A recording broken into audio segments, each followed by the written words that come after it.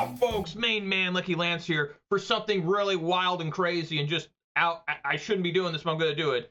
Like I said, my name's Lance. My stream name is Major Riot. That's Major_Riot_. If you're watching this video on YouTube, please give this video a thumbs up. And don't forget to subscribe to this channel for more weird content. Look at my camera. It's just not working. That's a great way to start this. So what we got going on today? Well, it's been a little while since you guys seen me. I didn't mean that to happen. Doesn't look like my camera's going to focus. Whatever, it'll fix itself. Doesn't look like my green screen thing's really working today. I don't know what's going on. Good lord. Whatever. But what we're playing today is an experiment I wanted to try.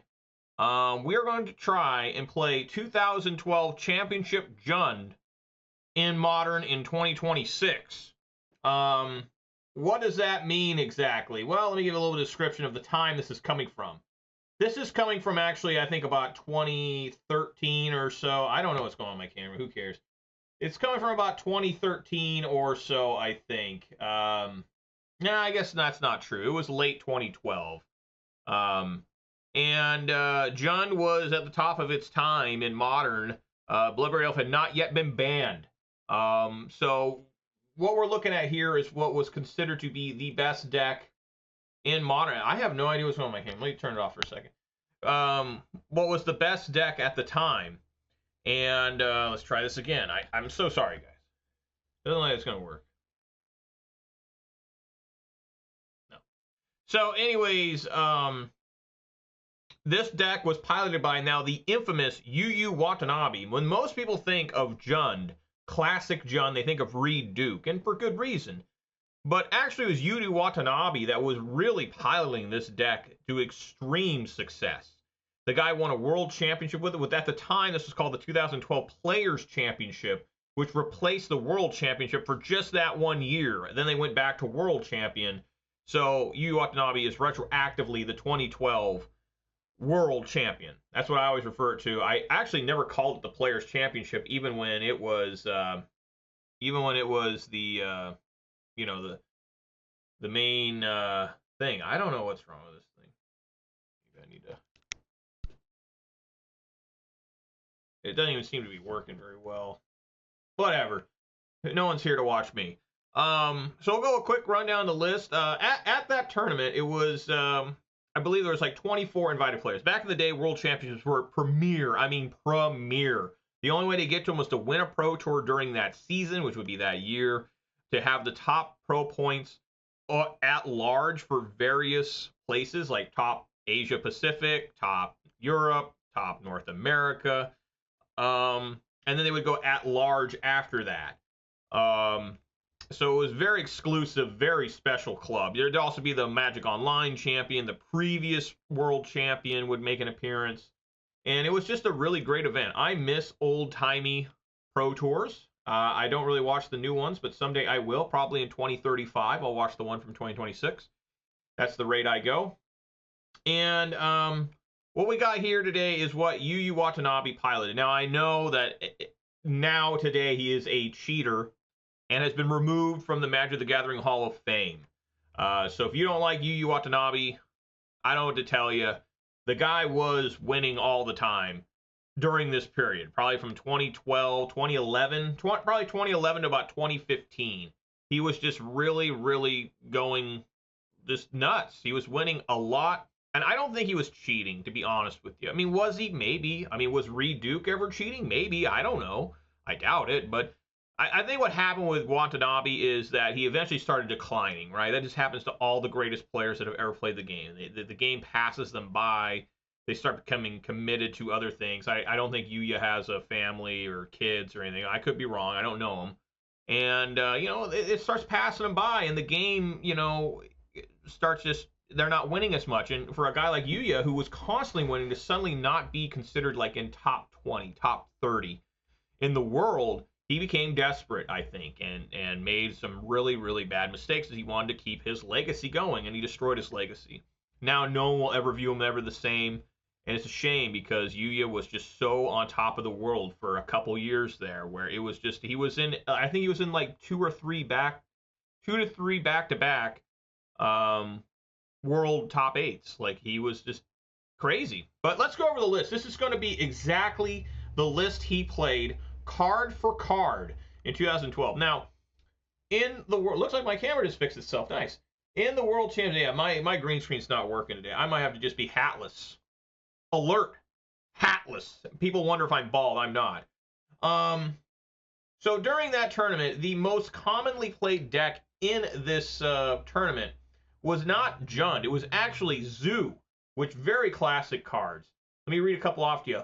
Old Curd Ape, Step Links, and of course my personal favorite that no one even knows about anymore, Loam Lion, right? Nobody ever talks about Loam Lion anymore. Yuuya Wantanabe defeated Shuda Yasuka, who is also a Player of the Year player, along with Yuuya Watanabe, who was playing Delverless Rug, which they didn't have names for the 3-color decks at the time. And really even things like, if the hat works now. It might. They just called them blue, red, green. That's what it is, Rug. And blue, red, green Delverless was like Snapcaster Mages, Tarmogoyfs. So let's go over the list in case some of you guys don't know some of these cards. We've got Blackcleave Cliffs. I think people know that one. Blood Crypt Forest. I mean, the land should be pretty normal, except Raging Ravine. This one's a real banger when it came out. It's a tap land. Add red or green. 2, a red and a green. Until end of turn, this land becomes a 3/3 red-green elemental creature. Whenever this creature attacks, put a +1 counter on it. It's still land. And you can do a trick with this and actually activate this twice, and we'll get 2 +1/+1 counters. Swamp, Stomping Ground, Treetop Village. This was a real MVP for Yuuya Watanabe and a lot of Jund players then. It enters tapped, add green, 1 to green. This land becomes a 3/3 green ape creature with trample till end of turn. Just really low cost to become a creature. I mean, this is like a Mutavault almost, and it's even better as a 3/3 with trample. Funny enough, the original print of this card did not specify the color of the ape. I remember, I don't remember what it says from, like Urza something. It says 3/3 ape. It's like a colorless ape. And then, of course, Twilight Mire. These cards don't see play anymore, but these were extremely popular in the early days of Modern, and Verdant Catacombs. Excuse me. For the 1-mana drops, we got a nice package here of 4 Inquisition of Kozileks, 2 Thoughtseize. Thoughtseize at the time was considered to be inferior to Inquisition of Kozilek. Why? Because Inquisition of Kozilek could hit almost everything played in Modern at the time. Modern did not consist of giant-ass spells back then. It was all about fast, just trying to get as many, like, just good 3 and under cards in. It was rare to see decks with the cards with bigger than 4 mana. And so why Inquisition of Kozilek, you can take anything from their hand, besides a land, that was 3 or under, which was, like in this deck, everything. The most popular deck of the tournament, Zoo. Everything was under 3 or less. Delverless Rug. Everything was under 3. Or 3 or less. For the most part. There's a couple weird cards here and there, but that's what Thoughtseize is for. And the idea is Thoughtseize also deals 2 damage to you. Over time, of course, that has changed, and nobody uses Inquisition of Kozilek anymore. Lightning Bolt. I still don't think this card sees enough play today. This card is an absolute monster. I don't know what the deal is. I need to just start running Leagues of Boros Energy and just dropping 4 bolts in it and just see what happens. Dark Confidant, one of my favorite cards ever made. Good old Bob. Greatness at any cost. Perhaps the greatest flavor text ever. Period. This card was amazing when it came out. To be able to get an extra card in black was so extremely wild. And I always thought, by the way, if you look at the art of Dark Confidant, I wonder if I can zoom in more. Can you zoom in more on this? Maybe? No, you can't. I always thought Dark Confidant was like just really tired. Like he hadn't slept in like days. That's why his eyes are like purple. But maybe he's wearing eyeshadow. I like my first theory, that he hasn't slept in like a week. He's been spreading that much propaganda and misinformation. Fake news, as they call it today. Tarmogoyf. This card, you guys don't even know. If you didn't play back then, you don't know. This card was the best card in Modern. Pound for pound, without a doubt. it was just a behemoth coming down on turn 2 sometimes. It'd be a 3-4, sometimes even a 4-5 off an Inquisition of Kozilek. Get a land, sorcery, get like an artifact creature or something in there. It was huge. And there was no fatal pushback then. Abrupt Decay, I'm not sure if it was out during this. I don't think it was. I don't believe Abrupt Decay was legal then. I believe it came out after this tournament. There was just no really good way to kill this besides this card here, Terminate, which another card I don't know why doesn't see as much play anymore. Besides maybe there's no red-black decks. I love this card. Another amazing flavor text on this version, too. I've seen death before. My mother succumbing to illness, my comrades bleeding on the battlefield, but I've never seen anything as dreadful as that. That is sick. That is epic. Awesome artwork, too. I don't even know if they'd make art like this anymore. That's some violent-ass shit going on. But Tarmogoyf, great story here. I tried to match the artworks that Yuuya used. The only one I didn't are some of the lands, I think. Obviously, the basics. And Thoughtseize. Listen, I prefer this artwork. I'm not going to get the the Lorwyn Thoughtseize. Those are still like $6 a piece online. I'm good, okay? It does the same thing. When Tarmogoyf was finally reprinted in Modern Masters 1 in 2013, the price of Tarmogoyf actually increased. It was the only time, I think, in the history of any card game where a card that is so badly in need of a reprint gets reprinted, the prices go up.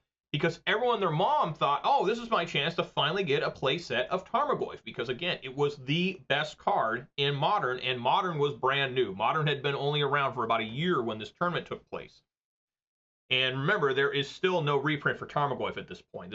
I think this tournament might have been in September 2012. So this card was so expensive. And then when the reprint came out, it increased the price of this to like $75 or more. I mean, it was crazy. Absolutely nuts. We have 4 copies of Liliana the Veil. The original, just actually badass, amazing Planeswalker. Eventually, Planeswalkers you could say, become better than this. But this was like the first one that really, really warped the game, even if you tried to deal with it. Just so good. Such low cost for something that does so much. Maelstrom Pulse. I thought I had different artwork in here. Whatever, we'll run with these. Just a great removal spell. Kitchen Finks. This was a very, very difficult card to deal with in 2012. There was not many people were on Path to Exile, believe it or not. It was just kind of an unknown tech for some reason. So this required 2 removal spells, and you gained life. Interestingly, about this time, I believe, there was a great debate going on between Kitchen Finks and Geralf's Messenger, which was better. In the end, Kitchen Finks always showed up more importantly than Geralf's Messenger. The reason? Kitchen Finks can block once it enters the battlefield. Geralf's Messenger always comes in tapped, therefore you always leave yourself vulnerable to a crackback or something like that. Kitchen Finks ended up being a clear winner in that debate by tournament results. And Yuuya Wantanabe, I think, I don't remember the time. It's been so long. Yuuya Wantanabe got second at Pro Tour, where he lost to Stanislav Sivka, who was piloting Eggs, or whatever you want to call it. Second Sunrise, which is gleefully banned. That card's never coming back. That was one of the worst decks to ever play against. And I hope to God they never do anything like that again. But this card is amazing. Persist just came back, I think, on like one card in Lauren, whatever it was, Lauren Eclipse. And this card, this was back in the day when uncommons cost money. Like, I remember this uncommon being like $10 because there was no other print of it. There was like no prints. There was no reprinting going on of any cards. The only time a card got reprinted is if they decided to put it back into standard. So this card was already, by 2012, already like, what, 5-6 years old? Tough to find. So it was worth money. Jund Charm. I'm surprised this card didn't see play too today. Maybe it's because his 3 colors a little tough to cast, but instant speed, choose 1, exile target player's graveyard. That's very effective. We still need that today. Jund Charm deals 2 damage to each creature. An instant speed Pyroclasm. That sounds pretty good. Put 2+1/+1 counters on a target creature. That can also be great. So it's just interesting to me. I think it's just the mana cost is a little too great for today's decks. And of course, the classic Bloodbraid Elf, which eventually would be banned from this deck. Turns out, cascading into any of the cards I just mentioned is phenomenal. Any single one of them is amazing. And the course itself is a 3/2 haster. Now let's get into the sideboard. We'll see how effective this is today. An extra copy of Thoughtseize, 2 Grafdigger's Cage, which does not work against Living End, okay? Do not bring this in against Living End. Nihil Spellbomb does work against Living End, if you can crack it in time. Classic card. Ancient Grudge. Funny enough, I saw Reed Duke play this, a couple months ago. He was still running in the sideboard, and it looked pretty good. So hopefully it's still good. Pyroclasm. Still a great card today. Seal of Primordium. This was the seals. I can't remember the blue one, the red one. Sacrifices enchantment, destroy target artifact or enchantment. Not bad. It's a little expensive by today's standard. 1 green. This would probably be 1 green. The only thing is you get to sacrifice it for free. Another Jund Charm. Our friend Obstinate Baloth. Never get tired of this guy. Just a great card. Olivia Voldaren. Now, I don't know what on earth today I'm going to side this in against. Like, what the hell am I guess we could do it to... I guess we could bring it in against, like, energy and try to kill, like, Ocelot Prides with it. But 2 a black and a red for a flying 3/3 legendary vampire. 1 a red, Olivia deals 1 damage to another target creature. That creature becomes a vampire in addition to other types. Put a +1/+1 counter on Olivia Voldaren. 3 double black, gain control of target vampire as long as you control Olivia Voldaren. So the trick used to be you would ping like a big creature, I don't know, say a Wormcoil Engine. And then you would take the Wormcoil Engine. If you had enough mana, you could do it all in 1 turn. So it was pretty good. Now, side note here on Olivia Voldaren. I don't know if you guys have seen this meme, but look at Olivia's art. It's very perplexing artwork. Notice her, you guys can't see what I'm pointing to. Look at her feet at the bottom of the picture. There are 2 legs showing at the bottom of her dress. Yet look, she's got her hand on what appears to be her knee sticking out. Like, you know, she's doing like a Captain Morgan's pose. But yet both her legs are down there. So what, is she just really happy to see somebody? I don't know.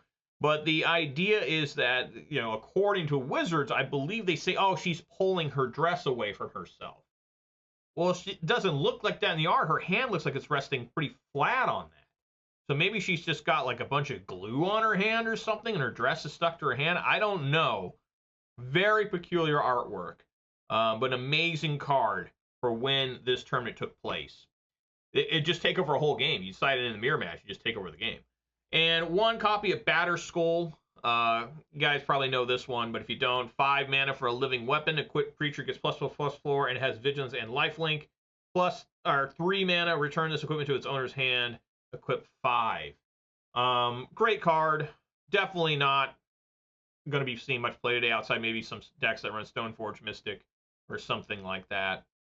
But this was usually sided in to deal with mirror matches, small creatures, that kind of stuff. Maybe some like against burn. You know, I don't know if they was using against burn, but whatever. So we're going to run it through a league. We're going to run it through a modern league in 2026. And we're going to see how this goes. Do I expect to win a match? Oh, hell no. Do I expect to win a game? Probably not. I'm just going to see if I can even like get a swing in with Tarmogoyf. Can Tarmogoyf effectively block something? Can I terminate something with just absolute rage? Will Bloodbraid Elf be able to get in there? I think Bloodbraid Elf will. Bloodbraid Elf is still, I think, a pretty decent card. Kitchen Finks. Are people just going to exile that thing or eat it from my graveyard? Liliana the Veil. Is it going to actually matter that I'm making opponents discard cards anymore? Or do people just run off 2-card hands anymore? Sideboard is going to be really questionable because these were designed for decks from 2012. Weirdly enough, in Modern, Boros Energy exists, and it is kind of what this deck would prey upon in 2012. So maybe we can get lucky there. And they did just lose Flage, after all. So we'll see. So, guys, join me for a fun trip down memory lane as I get crushed. But there could be some great joy coming out. Everyone, I want everyone, before we get in there, to channel your inner Reed Duke. Let the spirit of Reed Duke just get into your shuffling hands and your pondering minds, and as we try to navigate the challenges and the problems of modern day Modern with a deck that just really tickles my heart. It really is just, it takes me back to a time where Magic was always fun and exciting and good. every day it felt like a new day. Every day you felt excited to play this game. Unlike today, in my opinion, where you just wait for Wizards to destroy everything you know. You wait to see cards appear in the format that don't deserve to be here. I'm talking like Universes Beyond and Modern Horizon cards. This was back in the day when everything felt like Magic the Gathering should feel. But those days are gone. So it's time. It's time to reach back into the past and try to have fun and try to remember the things we lost oh so long ago now. All right, everybody. Join me for round number 1. Get hype. All right, guys, here we go. It's time. It's time for Jund to rule the world again. Yes, I'm going to go first. Before I officially decide to say yes, I do have to reveal my beverage today. And what better beverage to get me through playing 2012 Jund in 2026 than a 20-ounce bottle of Mr. Pibb. Look at that. Mr. Pibb's back. A new look. I bet you people playing Jund in 2012 are drinking Mr. Pibb. Let me tell you that. What does this thing actually describe itself? Kickin' cherry soda. Take a look at that. That's kicking ass. We're going to kick ass with Mr. Pibb today. You guys remember the Mr. Pibb cans from 1997? Or roughly, it was like a sick-looking can. It was like a purplish pink can. It had some dude on it, like having like a stroke. Like, you know, remember that? That was a sick can. I don't know why. Whoever got rid of that, it needed to be fired from Coca-Cola. We all know the official start of the video doesn't begin until I crack open my beverage. It's going to happen right now. Here we go. Oh, yeah. I need this.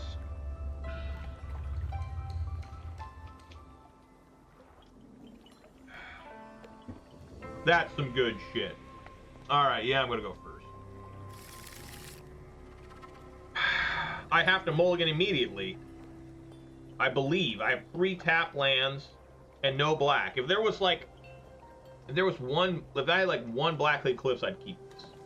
But I do have a threat in Raging Ravine. I actually have 3 for threat. But I just don't think this is going to work out. I'd love it to, if I had a Tarmogoyf, I'd eat it. I do not. So I'm going to mulligan this, and it's going to be rough. Okay. Now I have 1 land.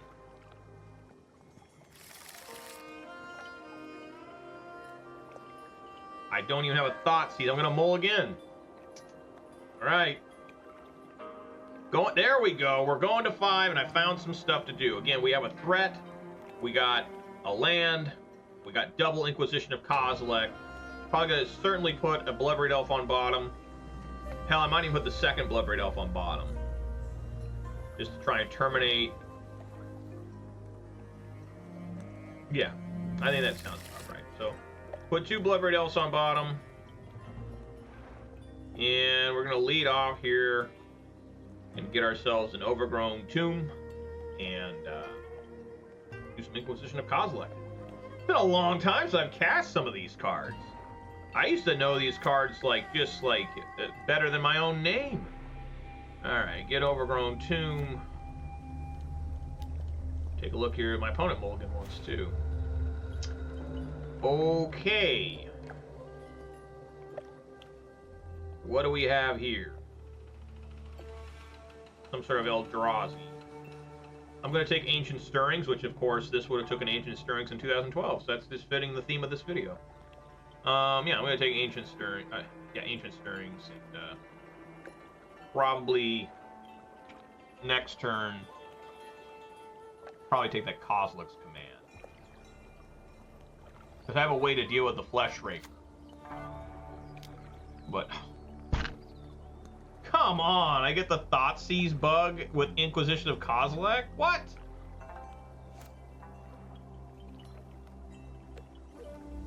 That's some BS. Everything was looking good there, too. Alright. Play the Raging Ravine. Fire this off again. Cannot take that Urza Saga, unfortunately. Yeah, take the Kozilek's Command.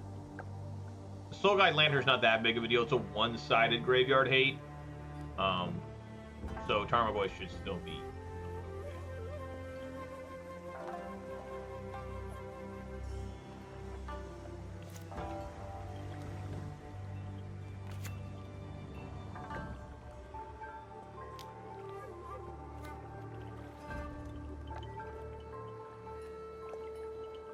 wonder if this guy even knows what's going on.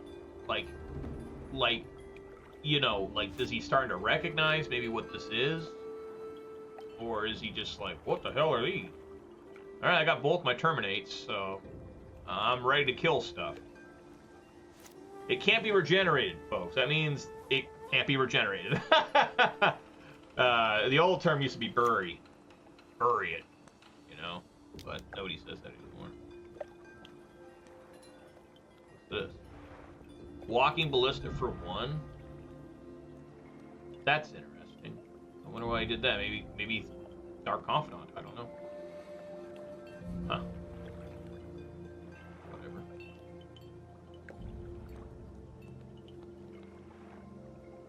I can't find another land. This deck has a lot of lands too. Alright, well. Juntarm looks pretty bad here. Like, this is not what you want Juntarm for. Okay.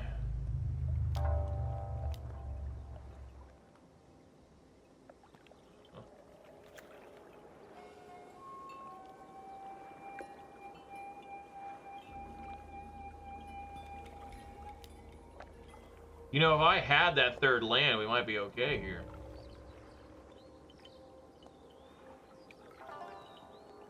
Gonna terminate that Fleshmaker, or whatever the hell it's called. Get that out of here.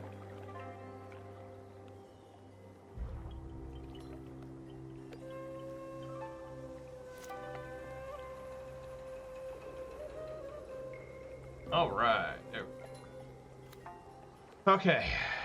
So, this says, whenever a creature dies with a +1/+1 counter on it, if equipped creature is a vampire, put 2 on it instead. So the combo needs to have this,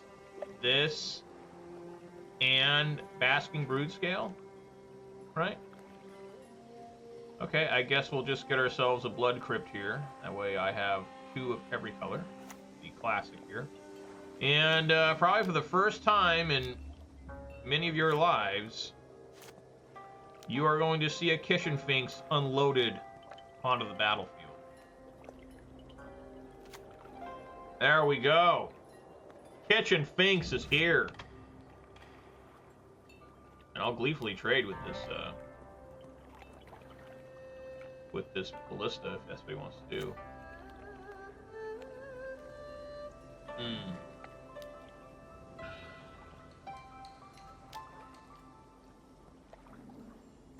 Yep. It does come back. It is a persistent little bastard. I'll trade here. Oh, never mind. Okay. I guess we need to terminate this Walking Ballista. I've actually never seen Walking Ballista equipped with this before. Whatever, I gained 4 life off my Kitchen Finks. I'm good. I'm doing just fine.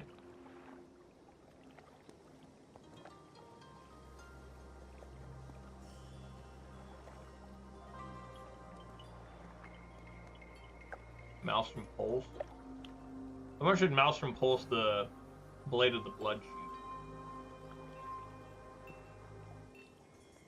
I think I should. It's an opportunity to get rid of that.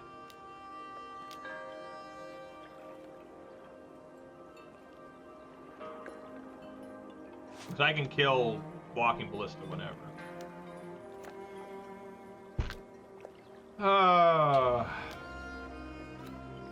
Oh my god! What the hell? What happened?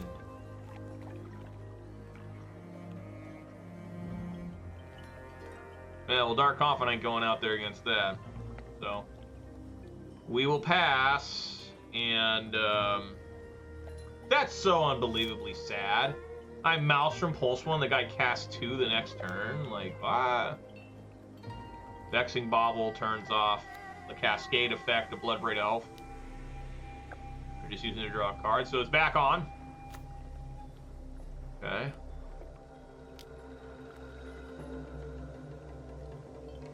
We are going to terminate that now. Before it gets an additional +1/+1.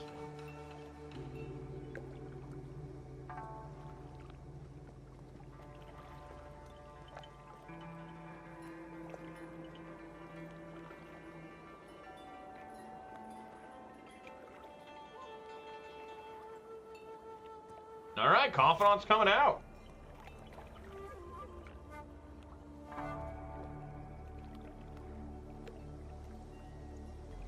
Tarmogoyf is a 7/8. I guess we'll cast that instead. Hey, man, do you like big creatures for 2 mana? There's a 7/8 for you. That's beefy. Even in 2026, a 7/8 for 2 mana, that's a big fuck. Oh, man, is this thing going to get in here? No, because they can make that becomes a 3/3. Whatever. We'll crush that thing.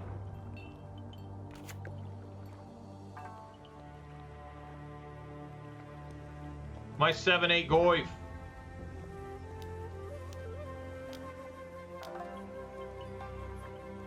Foreman.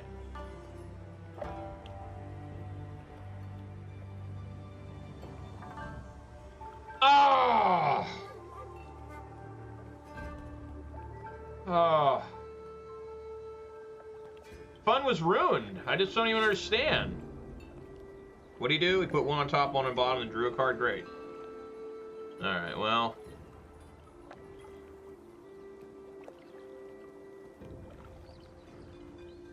You think he's got it? He's gonna put Broodscale on top? Because he needs multiple cards, right? He needs Broodscale and Fleshraker, right? Am I remember this correctly?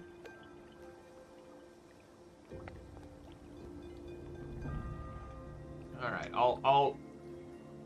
I'll play scared. I won't put out Confidant yet.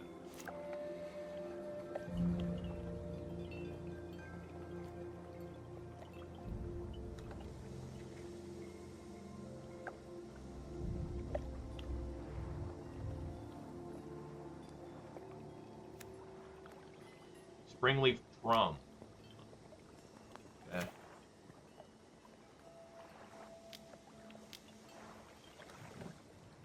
Okay. Well, I guess he can get use Emerald Pool.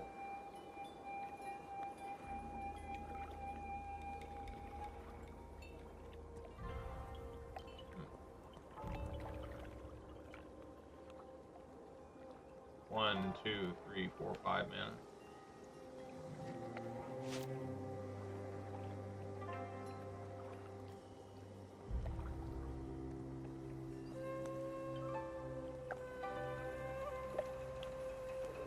All right, we'll try Liliana.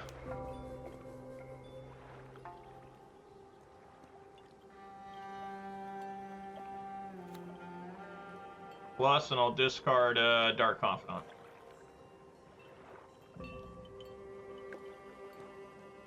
Discard Emrakul. I thought this had a... I guess not.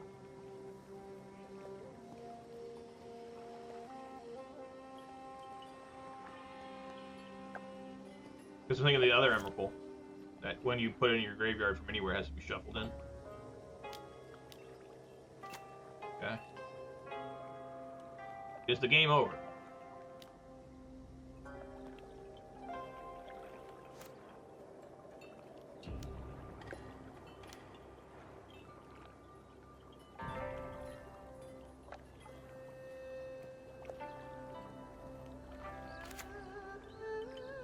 So the game is over. Okay, so I didn't remember how this combo worked.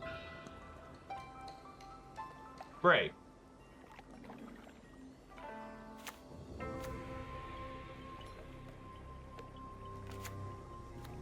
Does he just have another Emrakul or something? Oh, he's got Ancient Stirrings here. All right. Yeah, game's over. Fuck.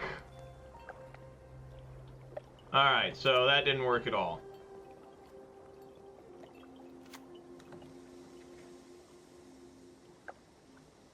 Yeah, I really got... I guess I need to obviously bring in Ancient Grudge, Seal of Primordium. Right, for sure. What looked bad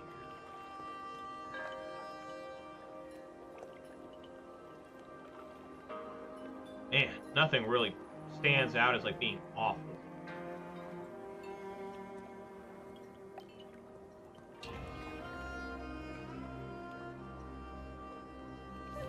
You could also try Olivia in this.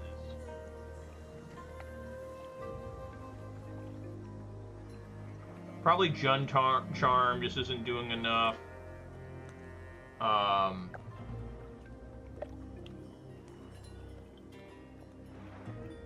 Liliana, we can take one of those. Maybe a Kitchen Finks. And a Dark Confidant. I could bring in another Thoughtseize as well. To try and hit the combo pieces more. But is that too much? I think Terminate's good. Maybe Maelstrom Pulse is too slow. I don't know. Look good there. Yeah, let's try taking out a Liliana and bringing another Thoughtseize. We'll try this. Well, so far I have attacked with one creature. It didn't connect though. And looks like a good one here. The only problem is Liliana requires double black. I'm not going to be able to get that. I have to fetch for a Blood Crypt here. Play Treetop Village, then Blood Crypt. Yeah, I wonder if this guy even knows what's going on. Like, does he recognize these cards? Or...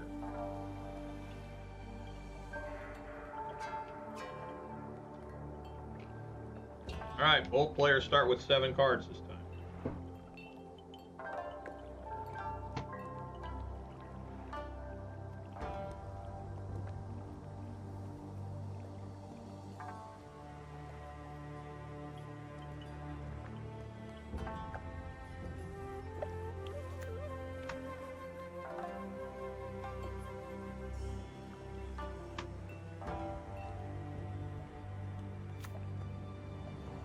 Commercial district. On top.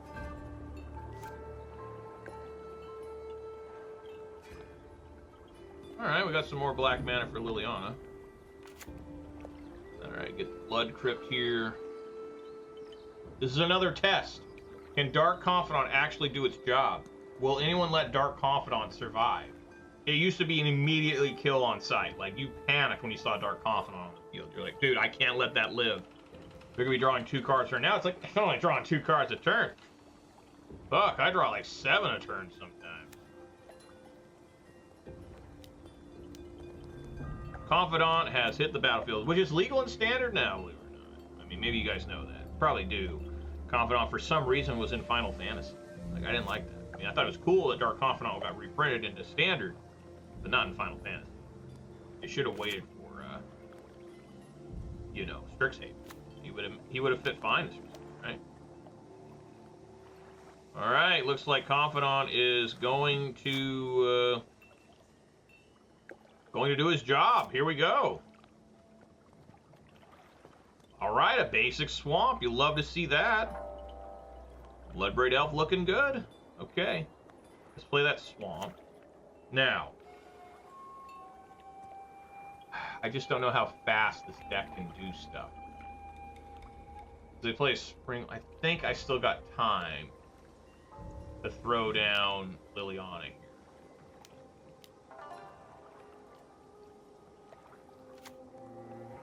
I'm gonna get rid of my my forest.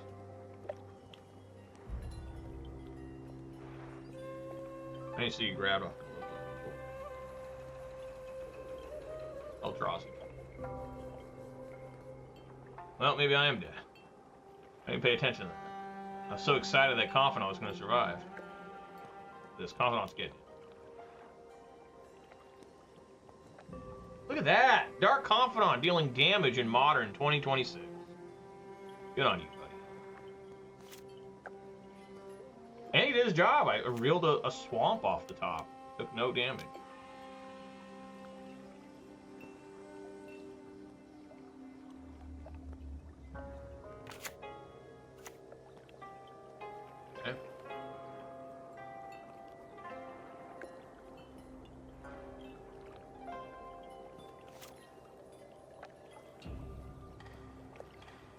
Another Ancient Grudge. Terminate. That was very good.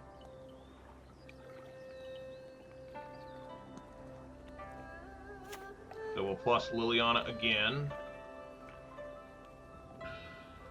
go drop an Ancient Grudge. Now, only having one red is a real problem. But I do have green. We will terminate here and swing for 2 again.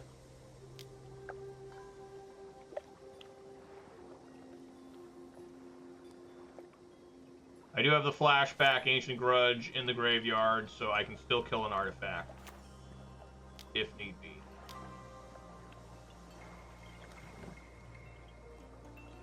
What do they take here? Urza Saga. Eldrazi Temple again. That can't be good.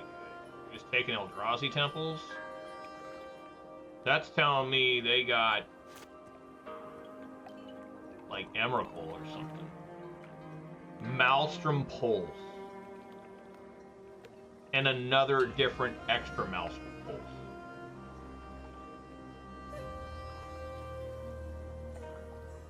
If I kill this token, did they not play the... No, they didn't. So, if they bring this in, that'd be 1, 2, 3, 4, 5. This doesn't die with this one, right? If I target this, this one still survives. 1, 2, 3, 4, 5, 6, 7, 8. Okay. Well, we'll plus Liliana again, and once again I'll drop the Ancient Grudge. Get rid of another Malevolent Rumble. Okay.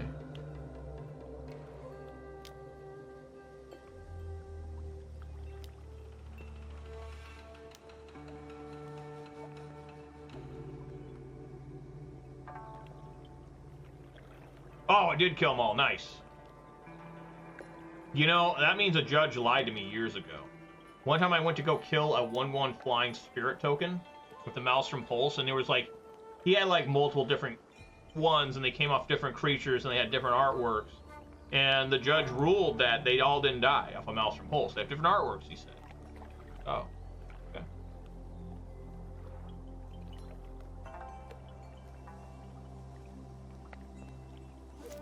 So basically, until I get another land here, I can try to do Liliana the Veil Ultimate if it survives. It doesn't look like it's going to. It looks like something pretty nasty. How did this... Oh. That's right.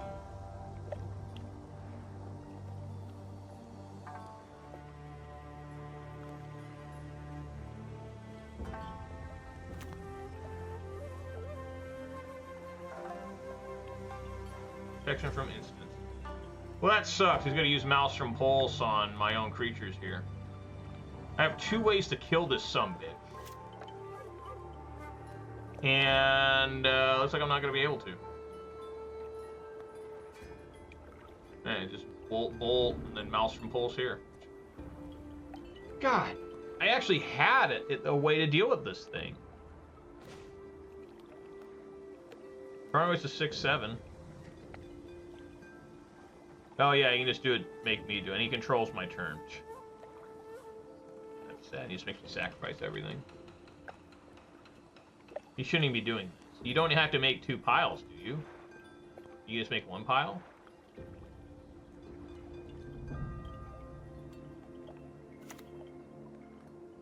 What? Alright. Just lightning bolt me twice? You can only do that once. Why do you make me sacrifice just Dark Confidant? This doesn't make any sense. I don't think this guy knew what he was doing there. Liliana is a little bit weird to use on MTGO. Yeah, it has to be non-land.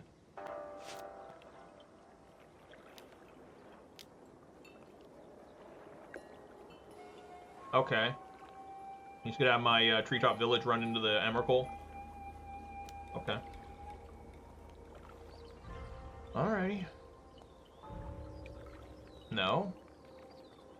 What? Huh? What's going on here? And I get a Verdant Catacombs? Sweet. I'm just gonna go for it here.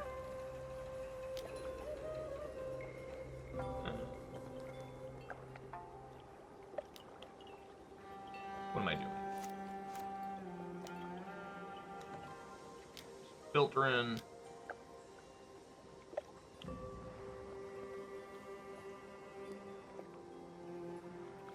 Whoosh. Pretty low here.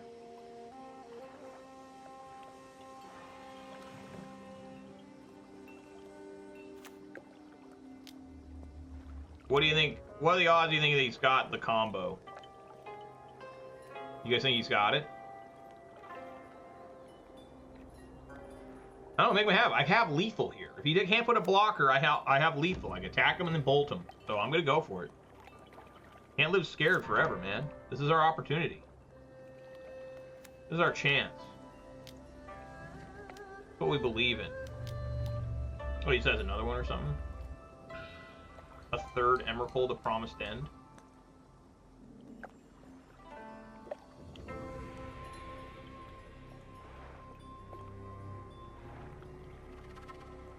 Oh.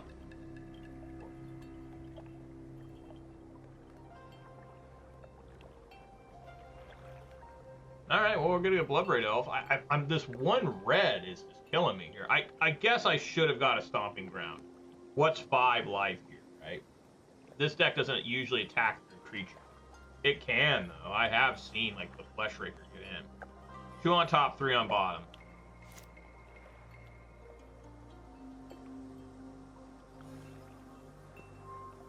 Kitchen Finks.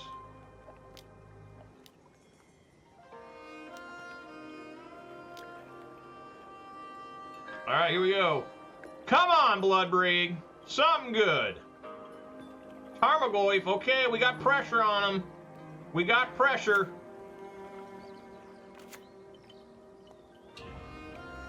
We're taking him to 7. Maybe. Alright. We got an 8-9 Goyf. 8-9? Ancient Stirrings. He put 2 on top. Alright, we can deal with that. I have an instant removal for that.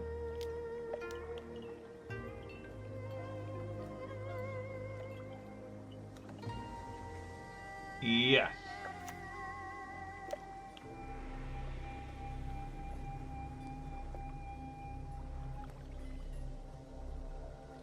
Yes.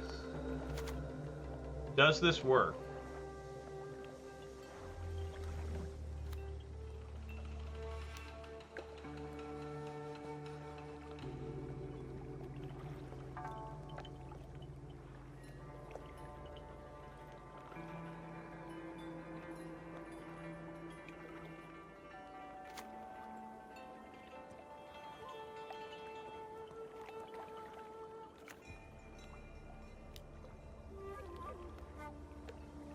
No. No.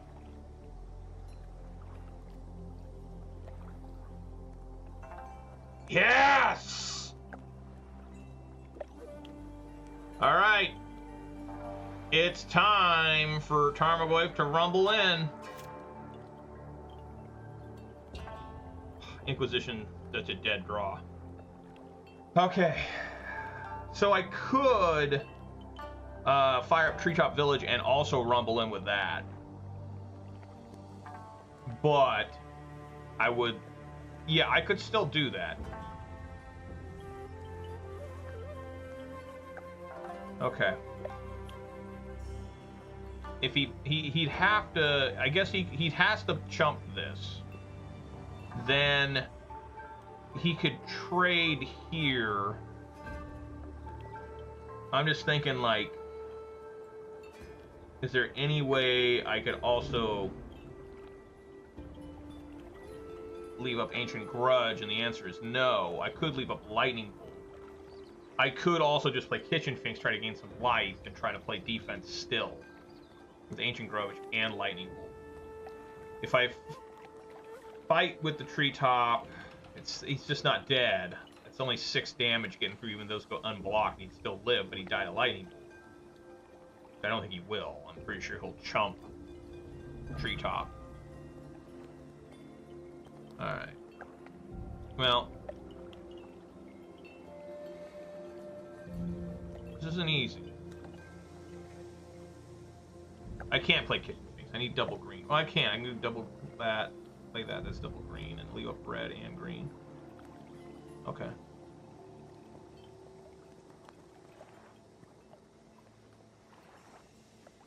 See what he does here.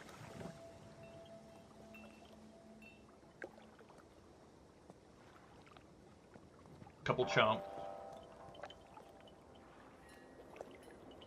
Okay.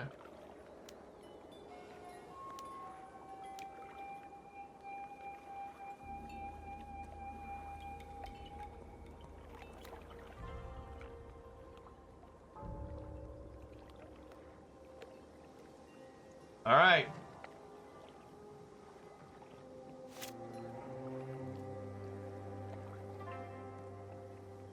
Probably should have bolted that. His upkeep.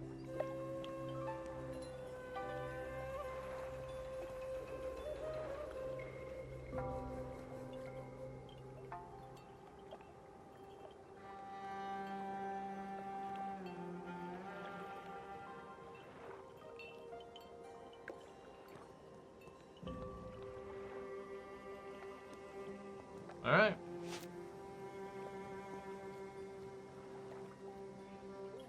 Let's find out what's in his hand.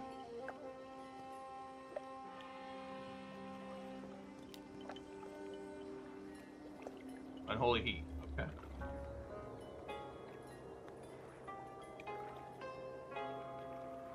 Yeah, I just can't. I need one more green source.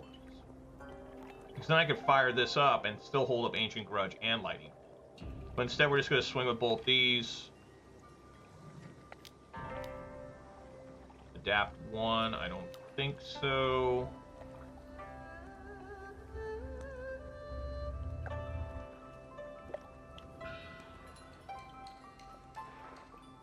Whoa, whoa, I almost clicked too much. And we'll attack with both. Yes. Attack with both. He has to chump the Tarmogoyf. Take him down to 4. And still got an Ancient Grudge in graveyard. Alright. See if he's got it. He ain't dead yet. He's still got shit to do. Oh, man. Come on. Come on.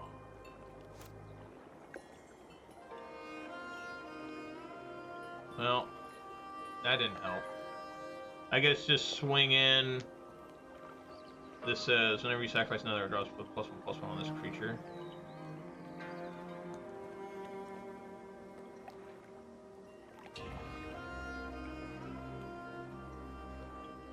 Well, he'll just chump here. He'll block. Chump. He'll chump. Sack. Block here. Sack this to the chumping Goyf. This becomes a 3/4 and kills the Kitchen Finks. But it does force him to do that.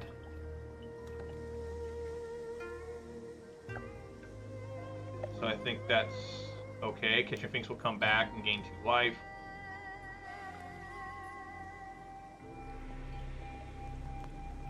Oh.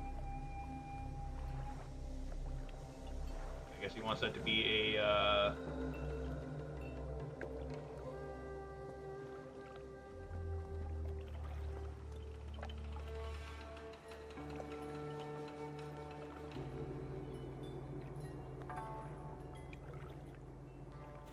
Alright, I gotta try and play faster, but I'm just really struggling to try and figure out how to win here.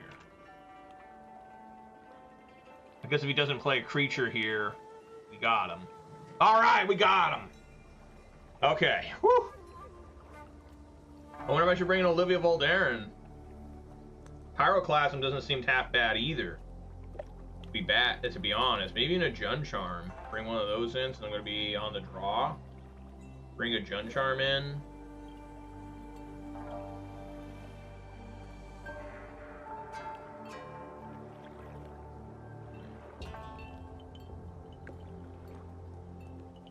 Take out a Bloodbraid for a Jun Charm.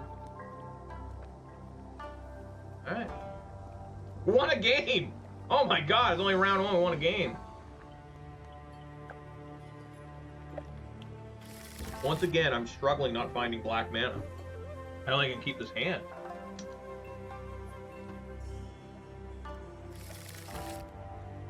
No threats. Well, we do have a threat. We got Treetop Village.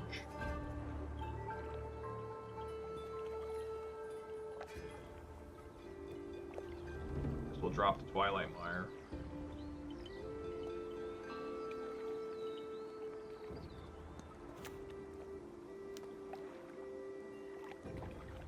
Nice, life.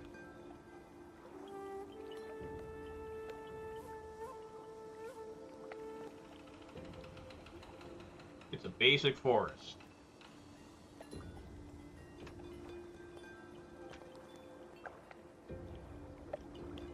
Now I get a basic. All right, yeah, let's put that into play and see what they're up against. We always fire Inquisition of Kozilek first.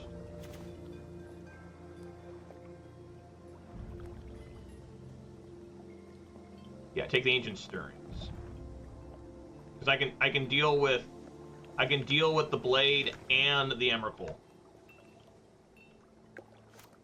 I can Ancient Grudge the Blade and Thoughtseize Emrakul.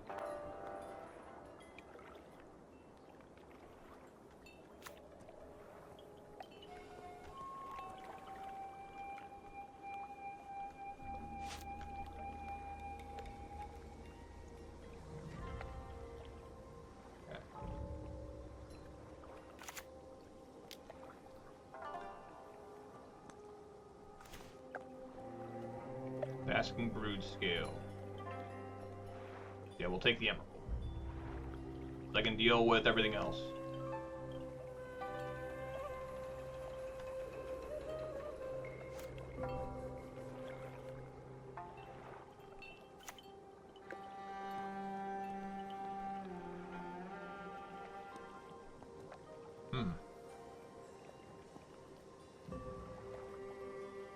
Alright, we get a Stomping Ground here. I don't want to get a Blood Crypt. Probably want to get Blood Crypt. Man, it's so tough with these 3-color decks. I gotta think fast. Getting Blood Crypt allows me to... No, I do need to get Stomping Ground. Because... I need to be able to hold up green and red next turn.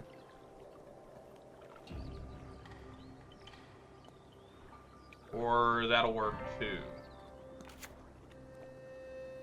We know this just dies to Unholy Heat, so I should have played Treetop then. It didn't matter. Someone's coming in tapped.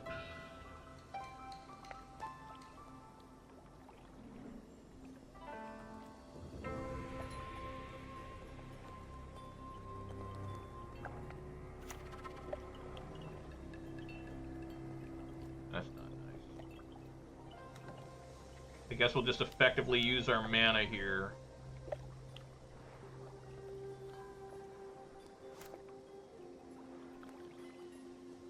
Okay, now I have another different Dark Confidant. I don't feel so bad having this one die.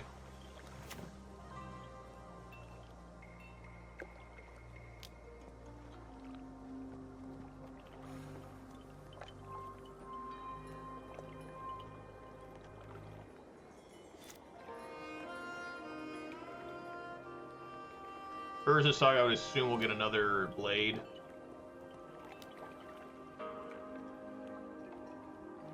Yeah. I mean, there is another Blade. Duty grabs here. Eldrazi Temple.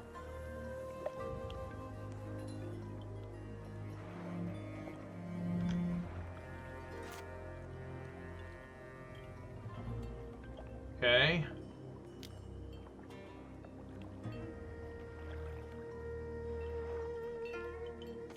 Just tearing up this guy's hand, man.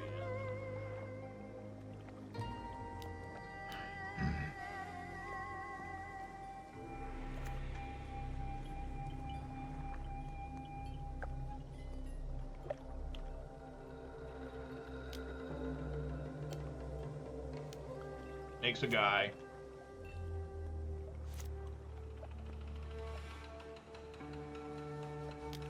Makes another guy.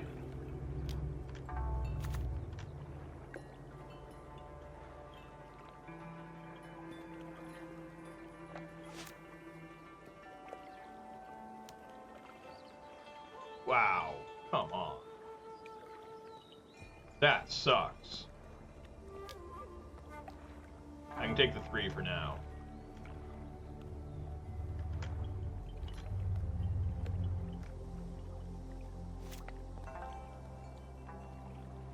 That doesn't help.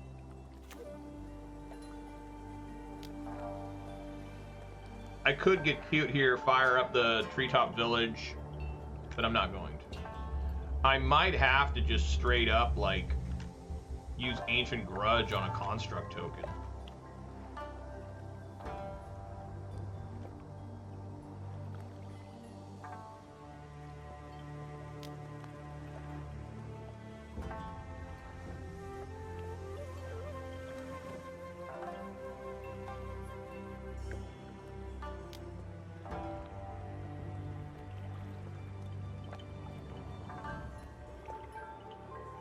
Maybe I should use Lightning Bolt.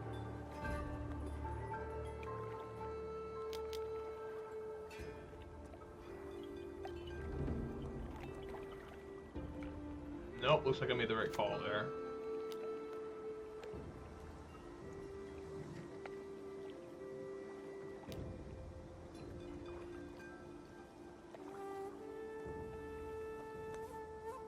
Alright, now we're going to start firing up Treetop Village, it looks like. We're going to race this sumbitch.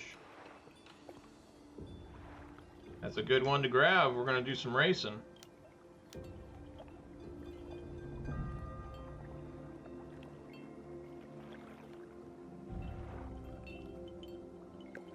you have another Boseiju?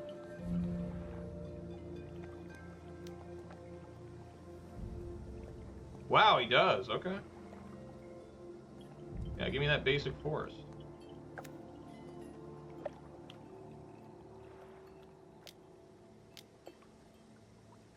All right. Tarmogoyf, this is what you're here for. Show them your strength.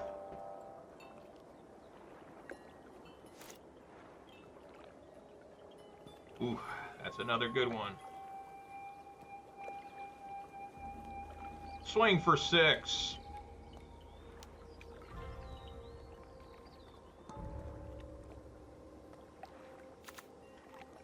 You got some more surveilling. See what he does with that. Puts on Holy Heat and Graveyard. Yeah, that ain't gonna help you right now. He can't gain life off this, right? I guess you can't. Oh, when it dies. When it just dies. Okay. Well, this is gonna be tough. I gotta try and race this guy.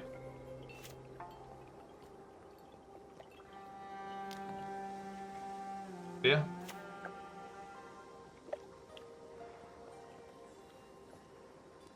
All right, come on. Leon the Veil, very nice.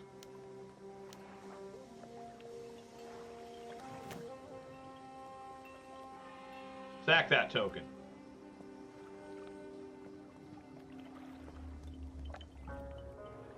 Attack for 6. Got 3-turn clock here. 2-turn now. Come on.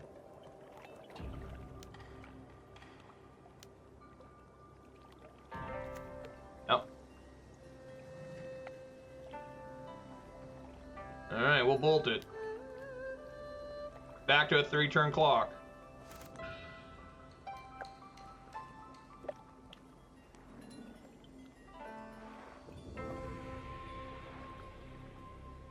Come on!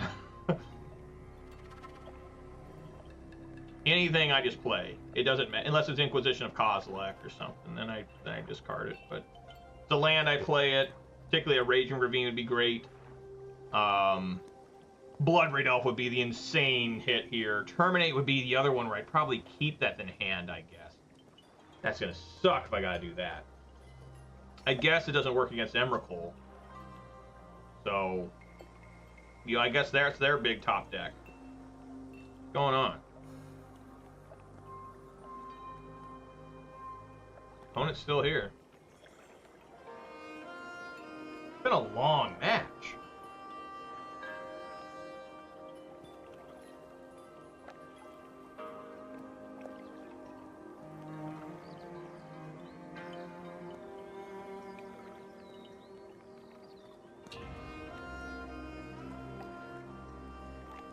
I don't know what the opponent's doing. I guess he's just texting a friend or something, but I need to stay on top of this. You know, I'm down to 233.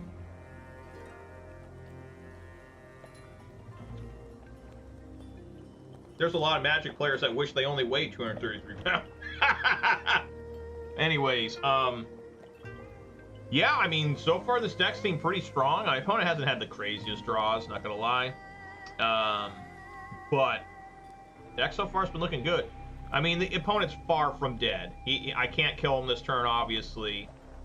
Bloodbraid Elf would significantly improve the clock. If I can get a Bloodbraid Elf and then, you know, swing for 9. Bloodbraid Elf can find,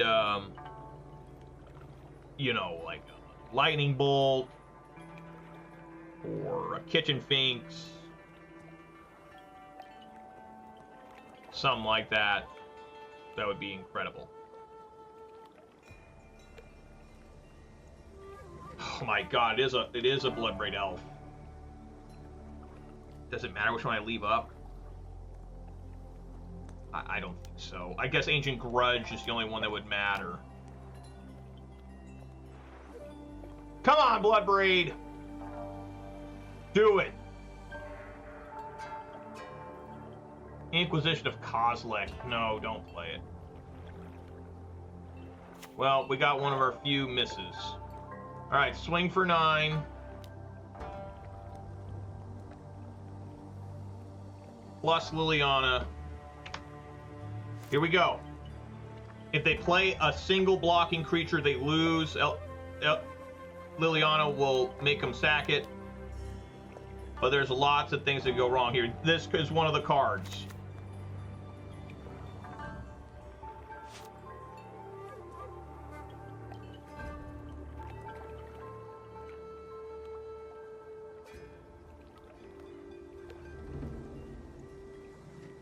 Alright, he's gotta chump the Tarmogoyf.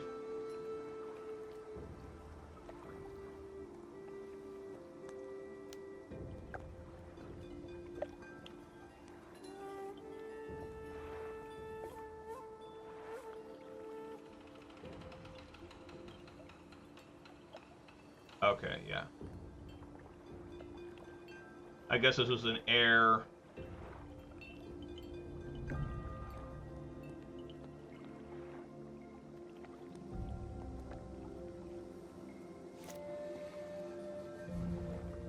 Fuck. Do I make him sack here? Get rid of this Liliana? I mean, it's just gonna die, right? I'm gonna assume it's gonna die. I'm just gonna sack it.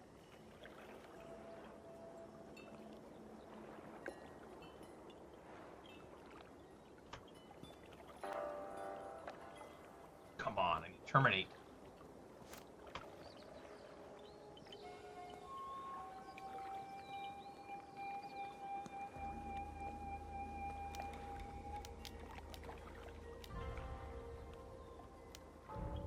Alright, you got Emrakul. We were so close. We were so close. And Lightning Bolt. Are you kidding me?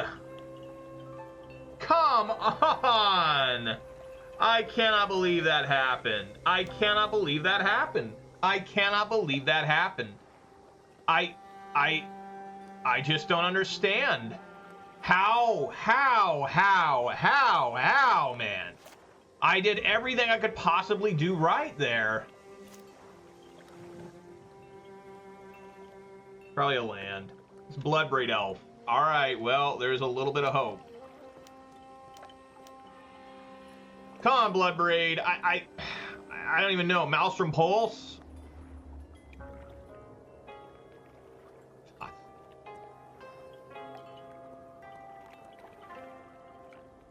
Well, it was a good try. I mean, so close to winning. The guy got two amazing top decks back-to-back. You understand that, right? Writhing Chrysalis and then Emrakul back-to-back tops. That's an incredible... I had two Bloodbraid Elves. They both missed. Imagine if Bloodbraid Elf would have just found Kitchen Finks. Things would have been a lot different, potentially. You know, but instead, this happens. The deck, I think, did really well, but it doesn't quite have the oomph that these other decks have. That Rising Chrysalis killed me. I can't believe that happened. Alright, guys, well, join me for round number 2. We'll try to win one with this. That was really close. I really thought I was on the cusp of it. Like I said, it's tough to kill motherfuckers now. I mean, I'm just literally casting one spell per turn, usually, unless I get a Bloodbraid Elf. And it's so difficult to do anything. Man, that was close. It's just unbelievably bad luck and unbelievably good luck for the opponent there. Right at the end, when it matters the most. So, join me for round number 2, and we'll see. That might have been the only chance I had to win a match this entire league with this deck. But I did the best I could. I made maybe one error there with the Bloodbraid Elf. I'm not really even sure if that was an error. I mean, because you got to swing at these guys, and that made him at least... I mean, I don't know. I guess I should have just swung... I guess I should have just swung with Tarmogoyf only? I don't know. I just don't think it mattered that much. Because Emrakul could just kill me anyways, anytime. So, I don't know. Join me for round 2. Alright, guys, here for round 2 with 2012 Jund. And that is a beautiful hand. The only thing that would have been nicer is to maybe get a Liliana on turn 3. Let's see what we are staring down at. Or looking up at, whatever. Well, at least we can kill the Psychic Frog.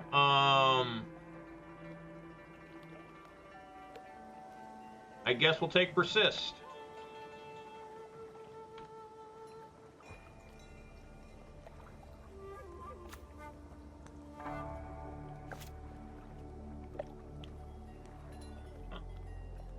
Alright. Let's get Overgrown Tomb.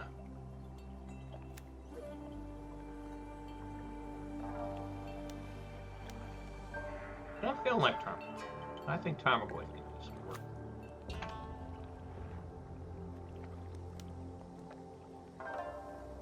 Alright. Made Goyf a 3-4. Just build another Persist and a Bloodstained Mire? Well, Alright. Play a Swamp, too.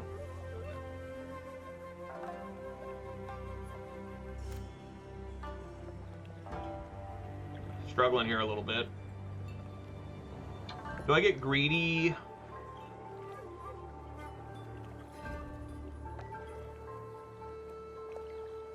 So he can discard how many cards?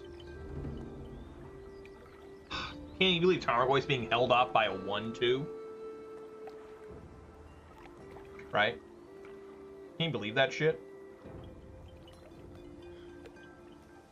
I kind of want to play Dark Confidant.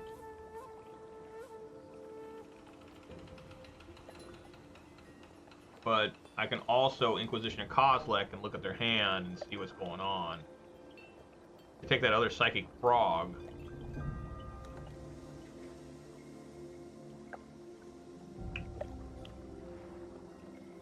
I guess we'll play Dark Confidant and hope I don't get just destroyed by card advantage. I cannot swing in with the Goyf. Well, they'd have to put in what? Well, maybe I can because that might increase Tarmogoyf. Let's just see what happens. I've never seen these creatures fight each other, so let's see what he's up to.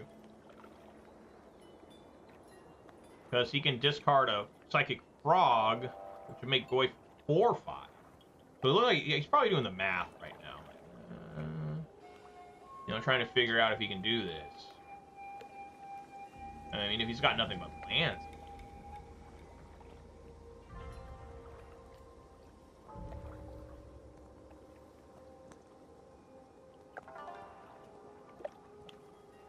Okay, looks like he figured out he can.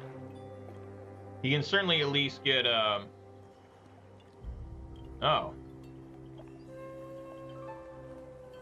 Okay. Weird.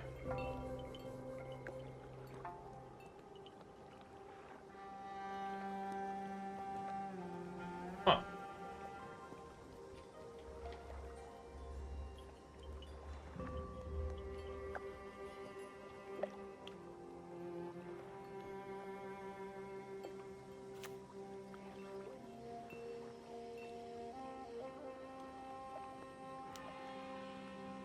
Thoughtseize. I wonder if he takes Maelstrom Pulse. Pulse is probably the scariest card in terms of just killing anything. But, you know, Bloodbraid Elf is an amazing value. You know, you can get up to 7 mana for 4. Which is still pretty good. Takes Kozilek.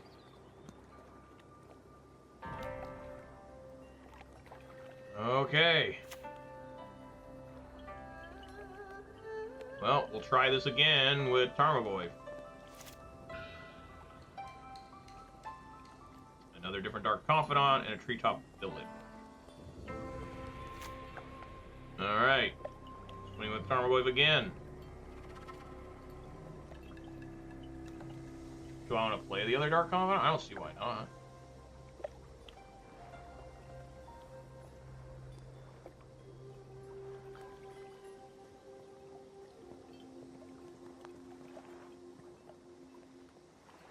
Attack with both.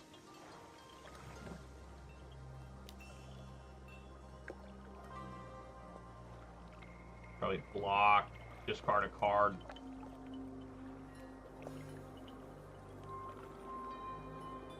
Discard Psychic Frog.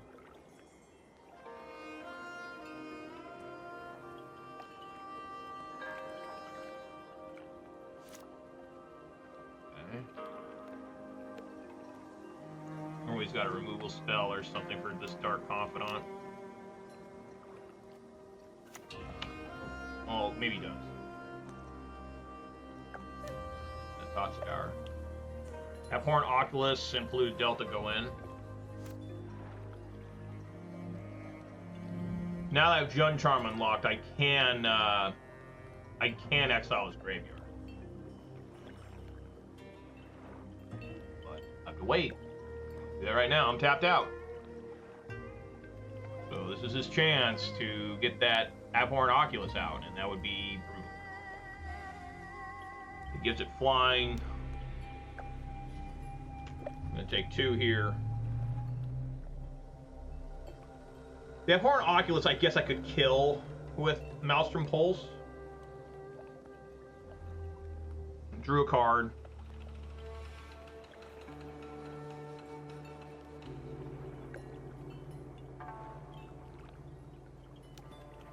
Thoughtseize again, since in Persistent Blood Crypt.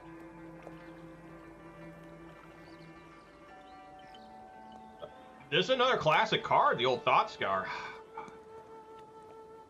Probably gotta take Jund Charm.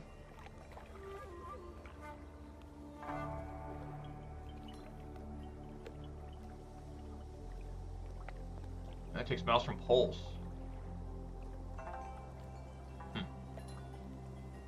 Maybe he's got an Unearth already.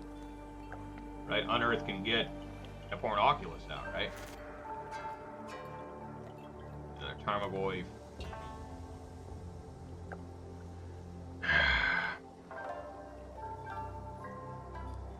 Swing for 6, puts him at 4. I guess we try to Jund Charm him.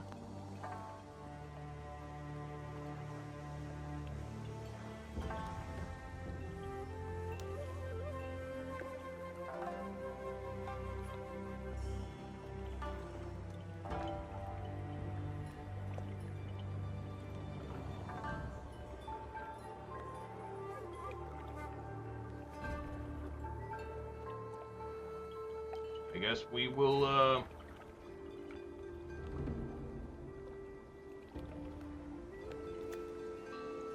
Okay, see what he does with Surveil.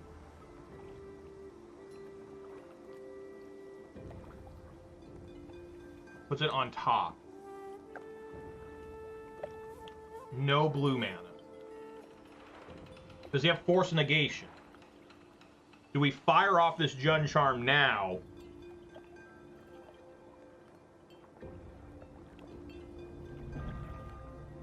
I think we do.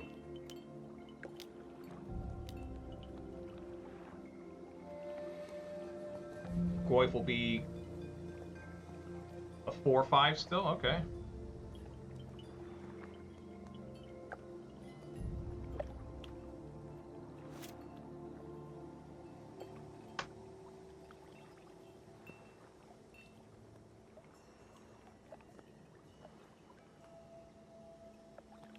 Okay. I guess he's just going for getting an unearth here. Yes! Alright. Okay. So. Jund Charm again. Nihil Spellbomb. Grafdigger's Cage should work too. Creatures can't enter. That seems good. Lightning Bolt is pretty sad here. I think Lightning Bolt probably needs to leave. As much as I love my friend Lightning. Liliana the Veil should be amazing for the most part, I think. Maybe I could take one of those out for this extra Thoughtseize. Olivia Voldaren is always where you're like, can I bring that in? It's just one of those cards where it seems to work against anything as long as they run a creature. You know, but what do you... I guess you'd be stealing a frog, potentially. Right? I mean, I guess we could try Olivia, you know, instead of Kitchen Finks. I mean, I guess we could try it. It is a flying blocker, so we'll give it the old college try. Obstinate Baloth, then, when it's the only card in hand and they have to Thoughtseize me. This is an unplayable hand. Way too many lands. There are a couple threats in there, but I like some a little bit better. And I think this works. I'm gonna put Kitchen Finks on the bottom. Well... yeah. Bottom, and then that way I can have stuff to... I can do Inquisition of Kozilek, play Treetop Village, play Inquisition of Kozilek, put Spell Pierce in the graveyard, which is actually good for me, I feel.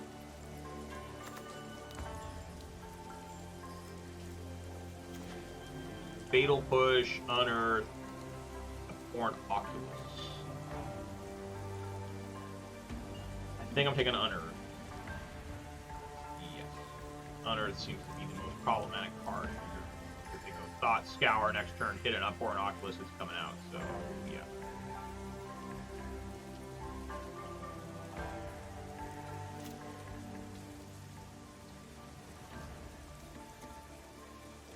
So this is where Liliana the Veil is bad. I probably needed to side her out more. But usually this deck my opponent only has one creature on the field. Would they put in there an Horn Oculus? Oh my god. Oh god.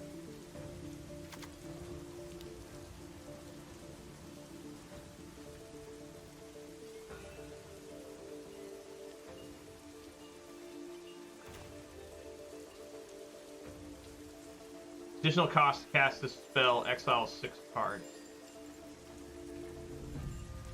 We got 5, and this would be 6, so... oh, man. I guess we throw up Horn Oculus in. I mean, that's crazy, but... you know, watch that he could somehow get unearthed, and I miss on getting a land here to Maelstrom Pulse it. Put a swamp in graveyard.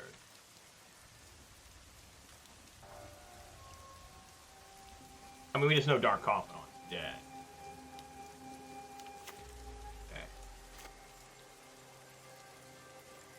Well, I don't miss there, but I do, but I don't. I do because the fatal, there's just 2 fatal pushes against me. So what do I want to have die first? The Tarmogoyf or a Dark Confidant? It doesn't matter. I guess we'll put out. God. Put out Confidant. Since he knows it's there, right? I think he saw it. But man, the lands have been really killing me in this deck. We are just in serious trouble. We top decked a land there. A lot of Surveil land. There's Archon of Cruelty in the graveyard.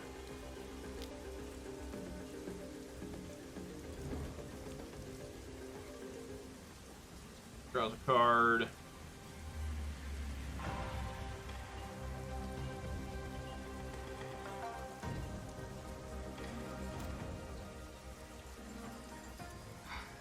Cannot find that land.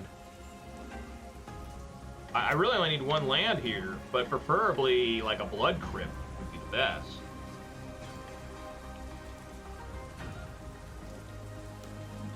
Alright, he's just got a Steam Vents left.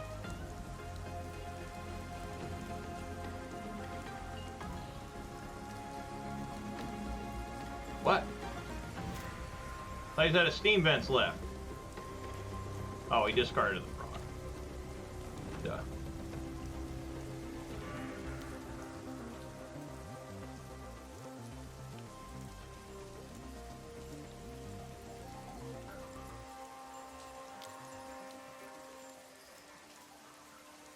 Start swamping island. There we go.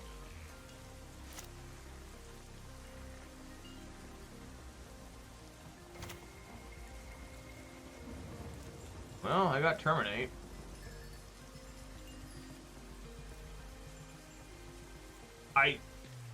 Both these cards are just an absolute disaster to deal with. I can't even cast Terminate. Alright, so we just got totally fucked by our lands here. Like, I can't play the game off a basic forest, basically, and a basic swamp. It's just not even possible. So, what can you do? I guess we need to side out Liliana, even though I never was able to cast it.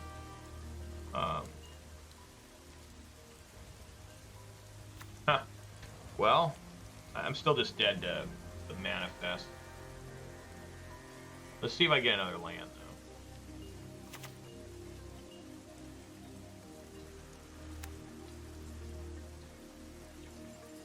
I do, and it is a red-black land. But it's just too late. Alright, well, I didn't lose. My opponent played better than me. I lost because my deck refused to work. Alright, I guess we take out Liliana the Veil. It's probably just not good enough. Then what? Lightning Bolt, maybe. Bring one of those in.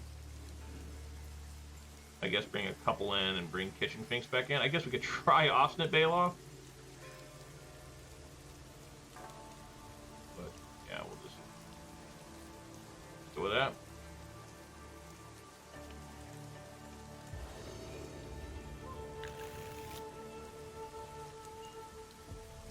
I guess we'll just try to tear apart this guy's hand.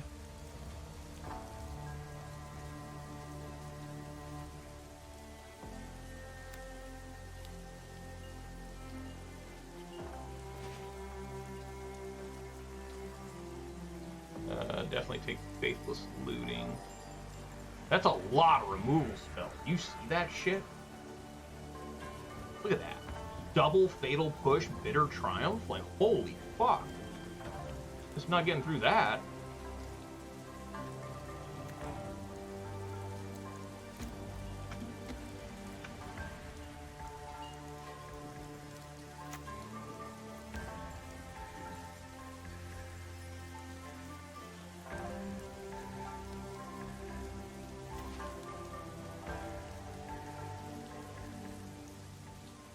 Yeah.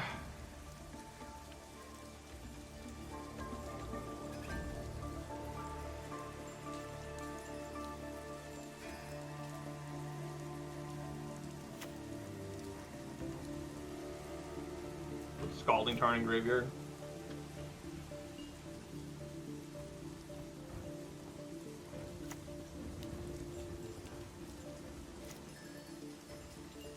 Well, that was a land I was going to fetch for.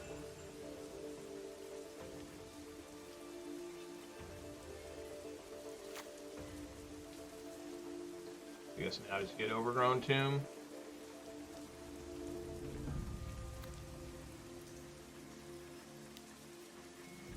Okay, we'll have Tarmogoyf draw out a Fatal Push.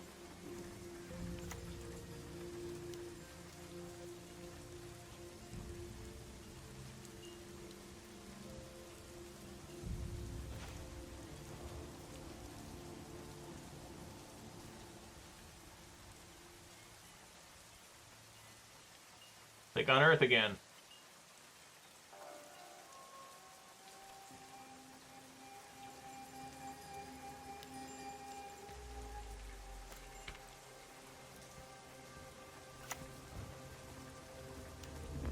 Come on. So frustrating how just, you know, things just don't work, you know? I mean, obviously they're playing with much better cards than me. I mean, just straight up. You know, Fatal Push, Bitter Triumph. I mean, only Unearth is the only, besides Lance, are the only older cards they're playing. I guess they're playing Thoughtseize, but I mean, I just don't have anything to compete with a card like Psychic Frog. I mean, it's just, that didn't exist in 2012, I'll tell you that much. It's just brutal here. I cannot put Abhorrent Oculus and Blue Delta in. You know. Probably just die to this Psychic Frog.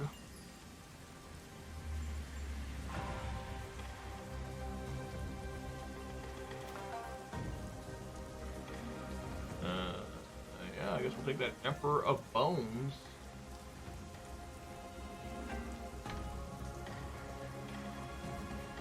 They have another Fatal Push? They have 3. They found another one? Wow. Yeah, he knows I can't beat him. He knows that every creature I play dies, basically, to that. I mean, Kitchen Finks would survive. You know, so, okay. Alright, okay. Alright, okay. Alright. It's okay. Oh, there is Kitchen Finks.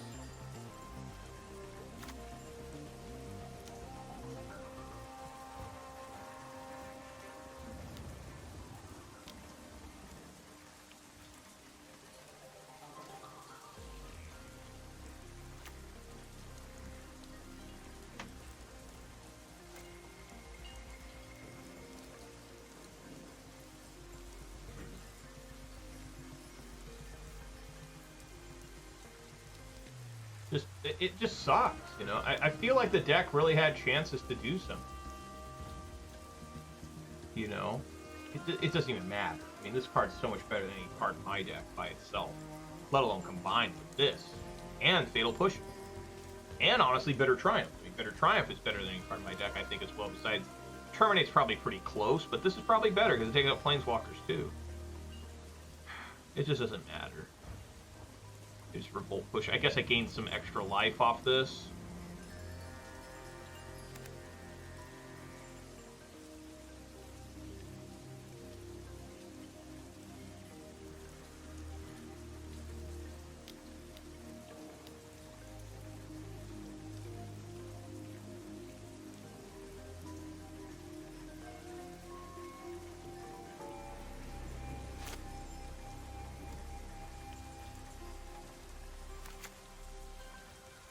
Oh.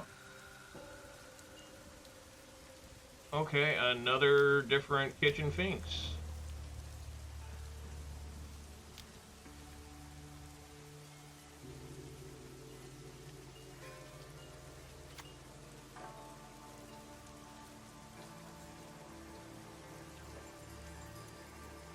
Yeah, I guess we're just on defense the entire time.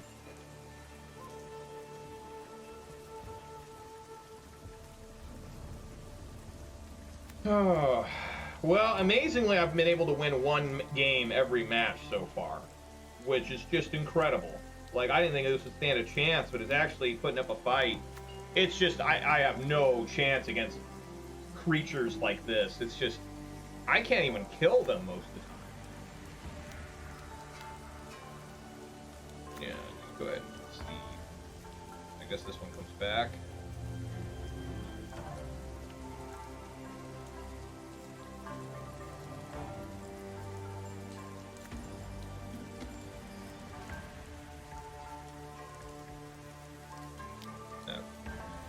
Alright, guys. Well, you know, again, I'm really surprised I'm forcing into game 3. I just didn't think that would happen. I was totally honest when I said I don't think I'm going to win a game today, but I've won 2 out of, you know, I've managed to win 1 each.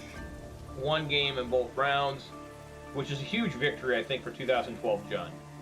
But we're not done yet. We'll see if that continues, or maybe I can squeak out a win. I was really close round 1, and I felt that I was kind of there, almost a little bit round 2. It's just the creatures are just too good now. Like, I can't compete with a Psychic Frog. I can't compete with an Abhorrent Oculus.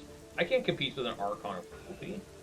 I mean, Unearth did not exist in Modern back then. It existed from Urza's Saga or whatever it was, but it was not printed into Modern. It was not in Modern Horizons 1. Alright, guys. Join me for round number 3. Get hyped. Alright, guys, we're back here, back in time, in 2012 with this Jun Championship deck. Looks like another great hand, and we'll see how bad it lets me down with today's Modern cards. Alright, I'm going to keep, obviously. We got a Bolt to kill a Birds of Paradise, if anyone plays that. If this is an Ocelot Pride or a Guide of Souls, that will also be killed immediately. It was a Ragavan, so yes, this will also die. Alright. Well. Verdant Catacombs, get this Blackcleave Cliffs. Bolt the Monkey. Shock the Monkey! You know, Peter Gabriel there. How many times have you guys heard me say that? Watch, they got like some sort of mana tithe or something, right? That's all the rage right now in Boros Energy. Right? That deck's still really good, I think. Oh, I got blue mana. Okay. The Blackcleave Cliffs. Probably have to terminate a Johnny. I don't know. Maybe I won't. Maybe I will not terminate a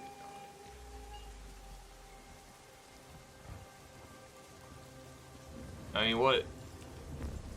Probably need to.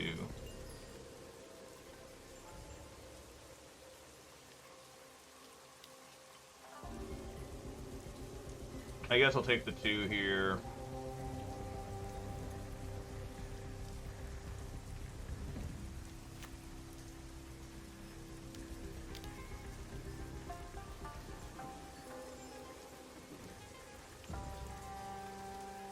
Oh, okay.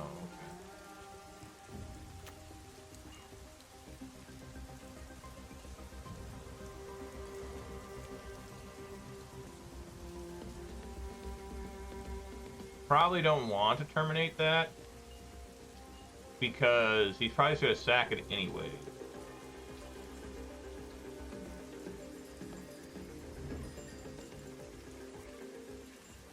No, he doesn't. What the hell? Huh.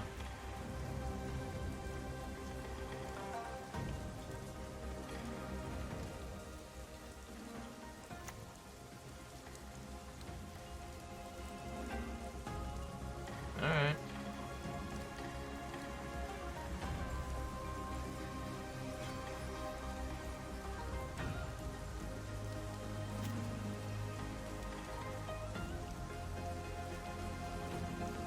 Huh. Generally, people sack those right away. Blue mana must be for, like...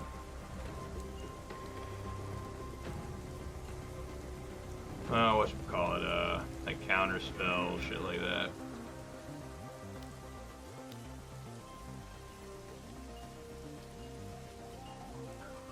What's the one I'm thinking of? Here. As good as hitting it with a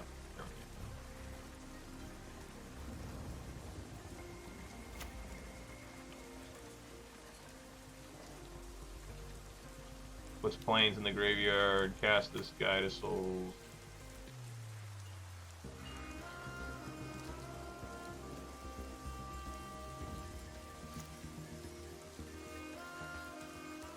We got Lightning Bolt and Liliana the Veil. I could bolt the Guide of Souls and then plus Lily.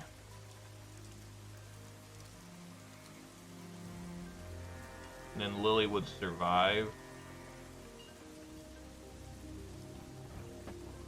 An attack.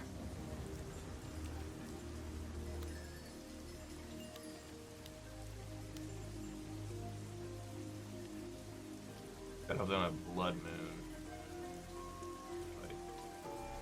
If I discard Verdant Catacombs. Right. So otherwise the play would be bolt here, play Kitchen Finks. Which might be better.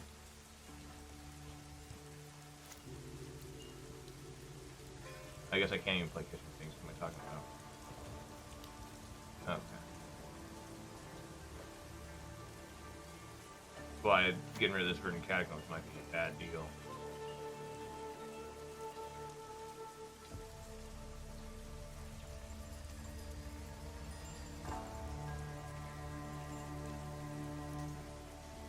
You're just solitude, interesting.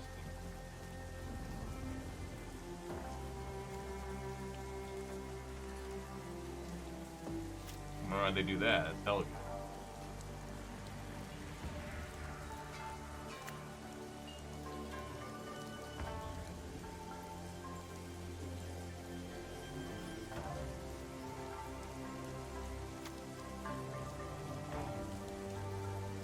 They just have another Solitude in hand? Most decks don't run two. What is this one from? Liliana Cliffs? Like a seashell? Oh, God.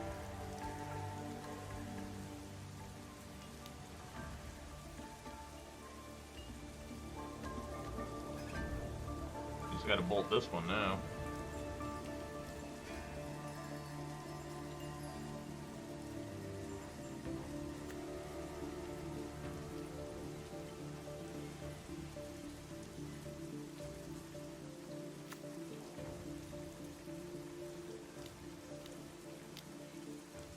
Oh my God. Yeah, Lily down. I don't know how I'm supposed to beat. I mean, if I get Jund Charm here, it would be pretty good.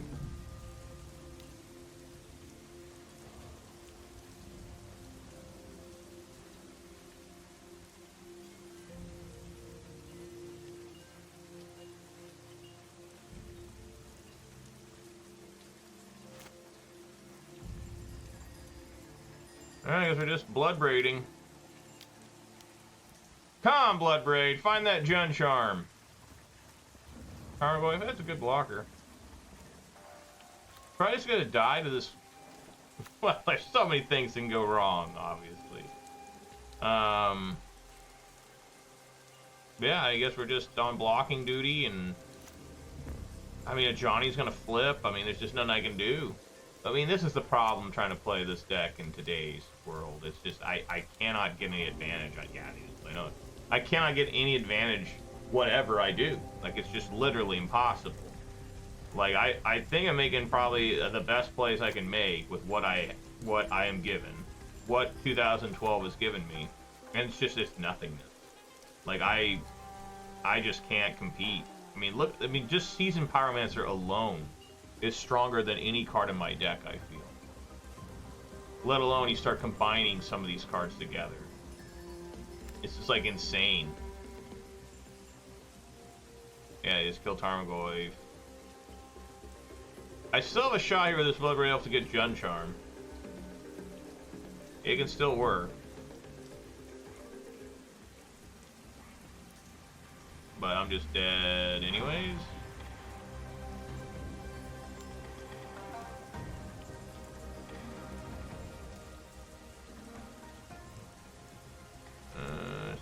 Still alive.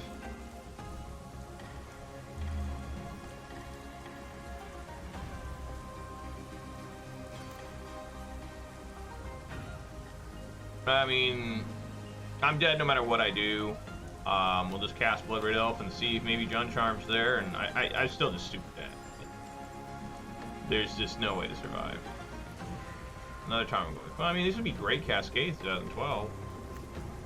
Seed.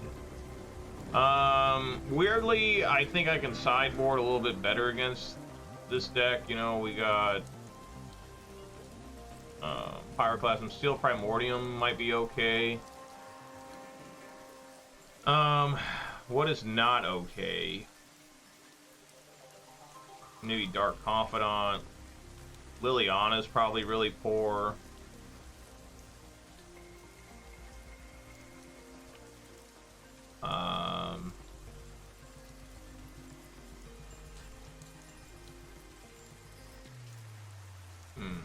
Inquisition, maybe Thoughtseize is bad. Well, Thoughtseize can grab if they got the Legend of Roku. That can still hit that. I think I got a Dark Confidant. Maybe a Thoughtseize. You just really can't take out Bloodbraid Elf anymore. It's like the only card that has any sort of like natural like plus to itself.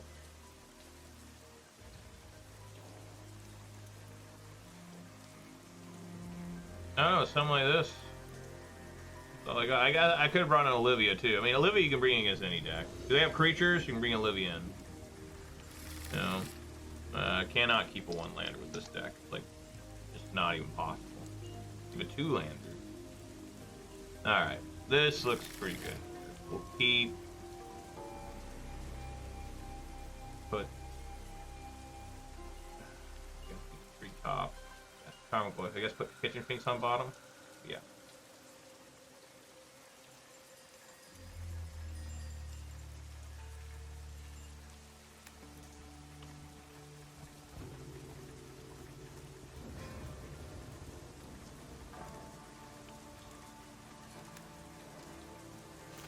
Huh? They did nothing turn one.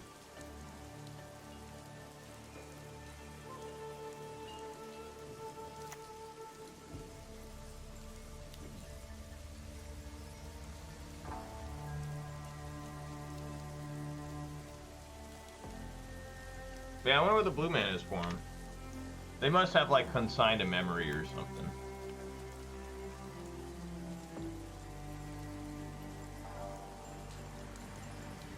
Put galvanic discharge in.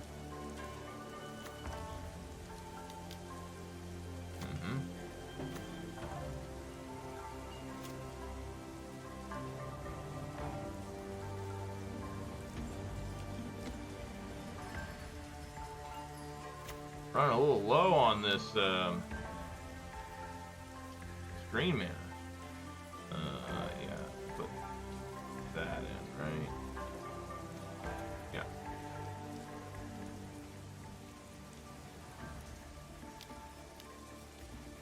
There we are. Tarmogoyf.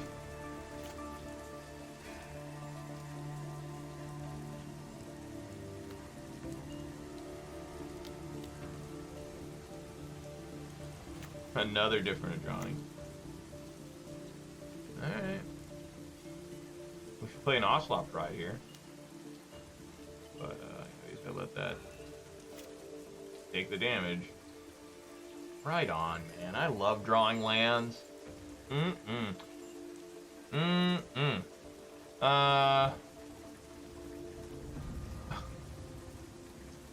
I guess it's just Pyroclasm here.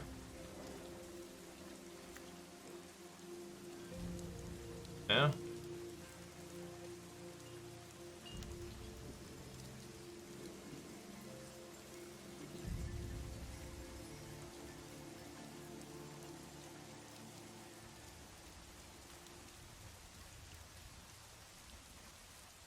Wasn't the original Ranger Captain? It was Ranger Captain, right? Or was it Ranger Knight? Remember that card? It was like from Alara, wasn't it?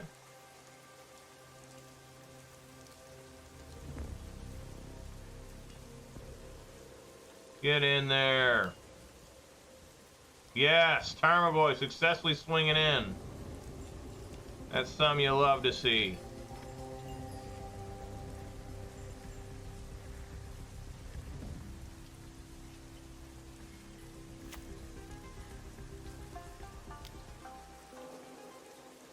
Wonder why they do that. Like, why would you wait? Why would you take an extra 4 damage there? I don't really get that.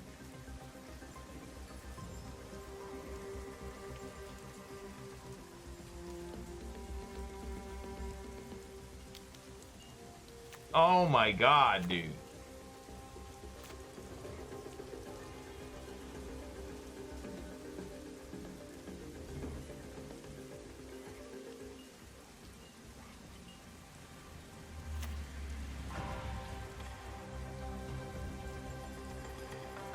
Oh, I can't Maelstrom Pulse and...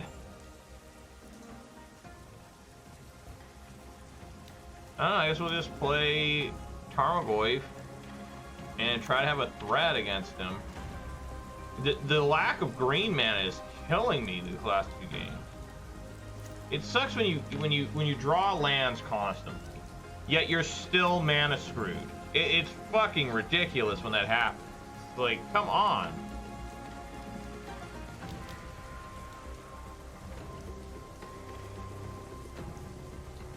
Yeah.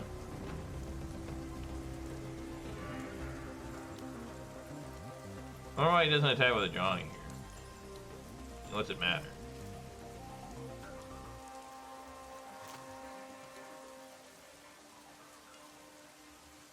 Okay, we have another different Pyroclasm.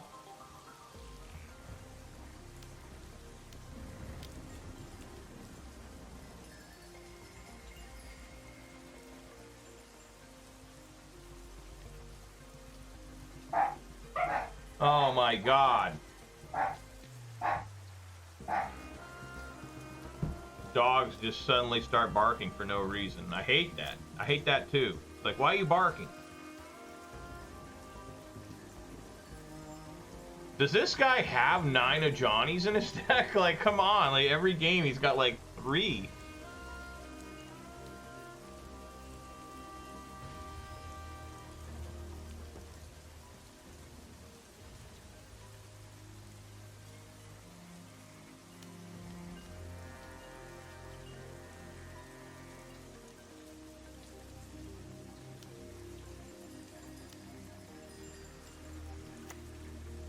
What the fuck?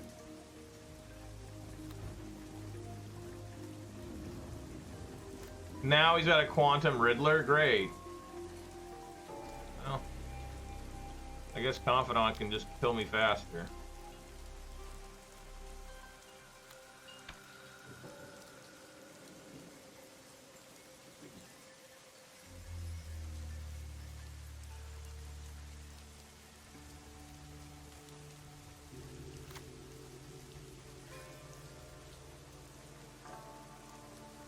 He only has Quantum Riddler in his deck to increase the value of his deck.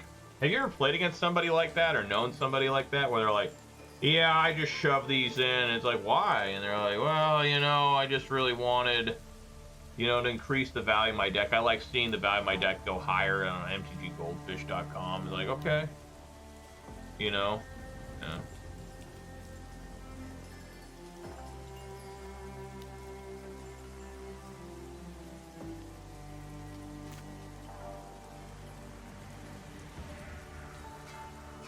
Alright. No, cancel.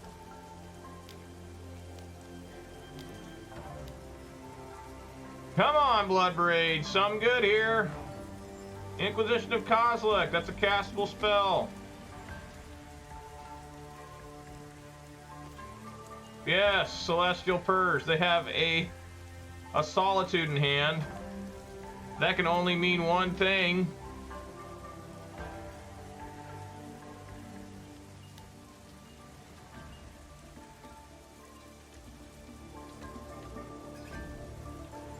Amazingly, my Pyroclasm will be able to take out the Solitude.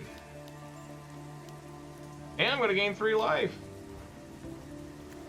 So this is what he wanted, actually. He wanted me to do something like that so he can now play that Sphinx and draw 2 cards off it. I saw some combo. Yeah, I was playing Modern a couple weeks ago and some guy had a combo with that card where he was drawing, like, he kept, like, he was able to draw, like, 6 cards off it. It was absolutely disgusting and insane. Oh.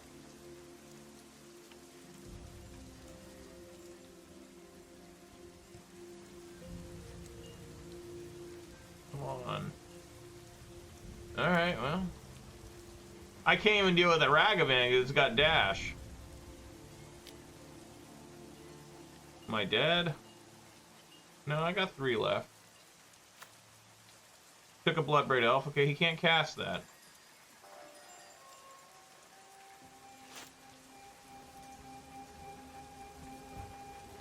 Maelstrom Pulse. Amazingly, I can actually survive another turn here because I can Maelstrom Pulse. Oh, but it's instant speed, so if I Maelstrom Pulse this thing,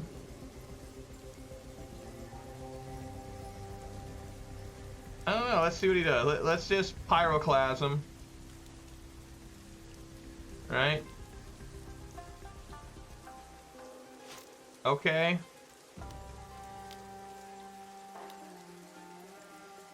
Look at that! I cleared the board!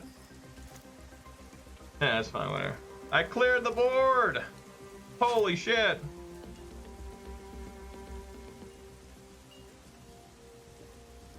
That's a victory of itself. I actually managed to completely clear the board there.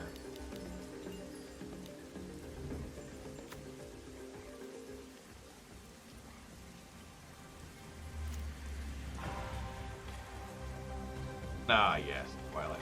Alright. Well, guys, let's get in here for round number 4. You know, I mean, that wasn't even close, to be honest with you. That was really bad. But, you know, hey, we'll try for round number 4 and see if it can't get much better than that. I mean, it has to get worse, right? I mean, there's got to be a matchup where I can't even, like, literally play a card. Alright, guys, get hyped for round 4. Alright, guys, we're here for round 4. I'm against Aaron Rodgers. I guess he's still playing. He's reunited with Mike McCarthy. That's exciting and fun. I got a mulligan. I cannot keep 1 landers with this deck. Just you can. You can keep 2, but 1 landers, we're just ain't looking too good. Yeah, keep. I guess put Twilight Mire on bottom.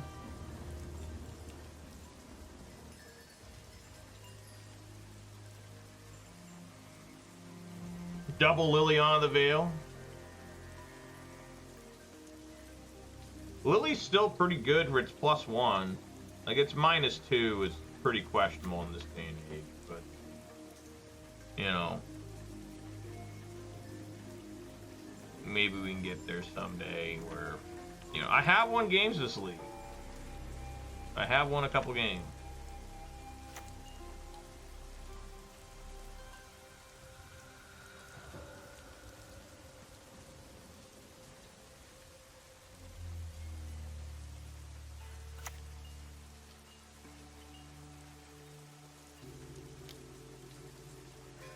Alright, there you go. Take a look. Take a gander. I wonder if he takes a Lily or just takes a Maelstrom Pulse. I don't know.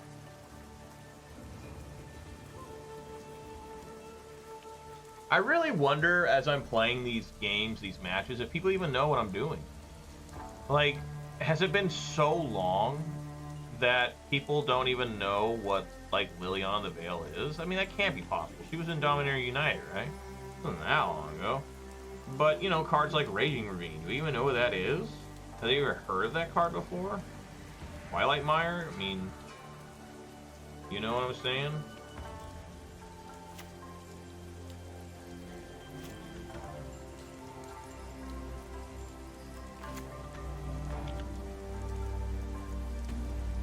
get a Blood Crypt, I guess, with that one. And get a Stomping Ground. Actually, get a Stomping Ground. Yeah.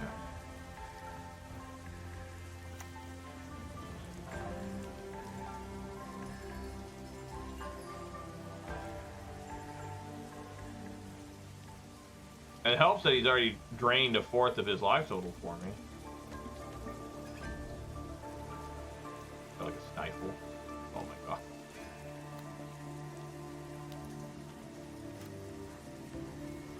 Okay. Think this Liliana's making it on the field.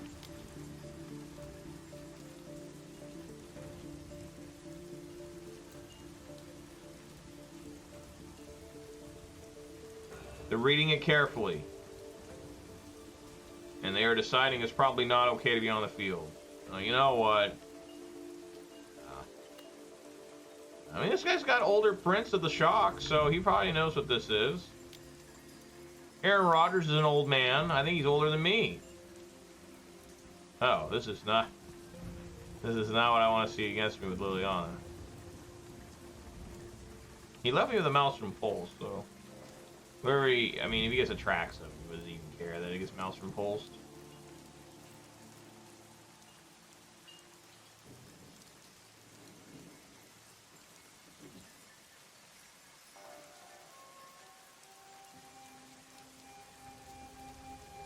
Solitude.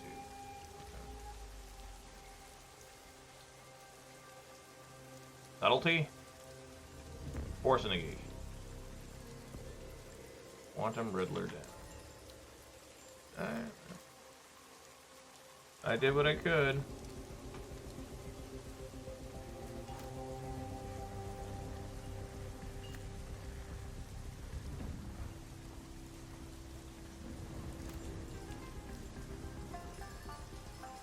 Now, we have a threat technically now in Raging Ravine, and we're going to Thoughtseize and see what's going on over here.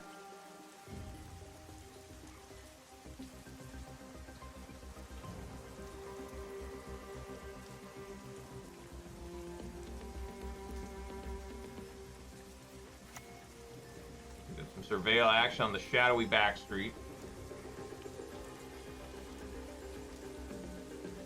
Put on top. I guess take Ephemerate. Yeah.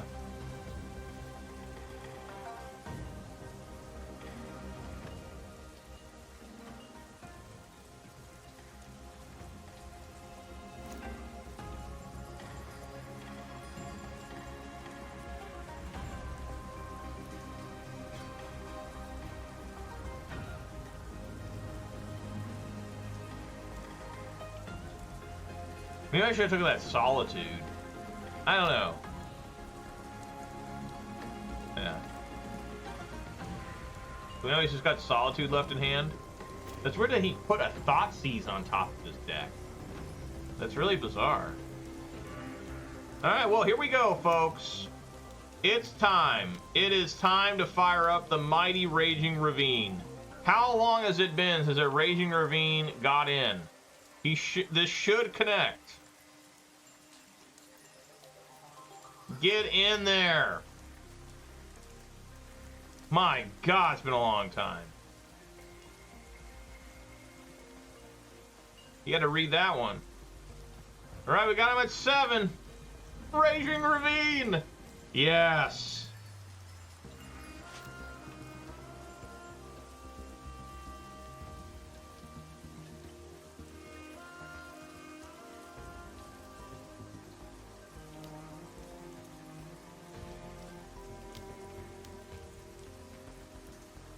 All right.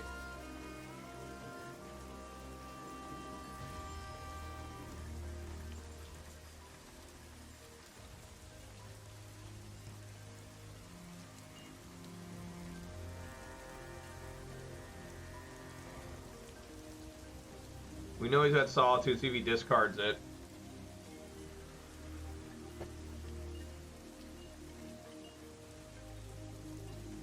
He does not. He discards 2 lands. That means clearly he's got Solitude ready to go. I keep drawing land, which is not good. That is not the preferred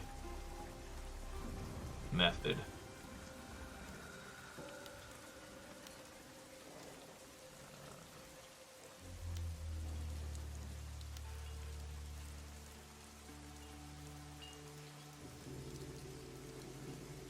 He's gonna let it attack, huh? Well, he's gonna have to Solitude it now, so I don't get the extra life.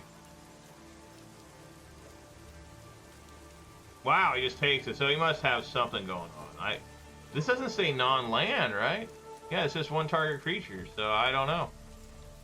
What's happening there?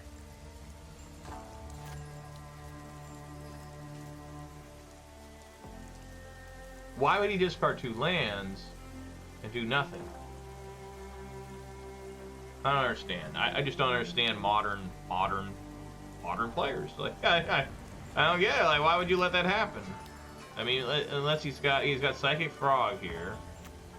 Okay. He's probably got Psychic Frog plus Solitude in the bank, right? Why don't you here's like a Terminate, Dark Confidant. This is going to be a 5/5. Yeah, I would assume that he has. What color was red, green.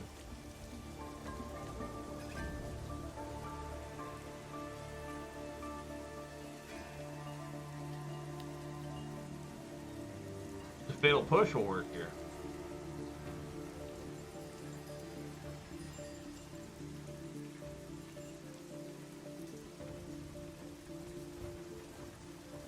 What? What's going on?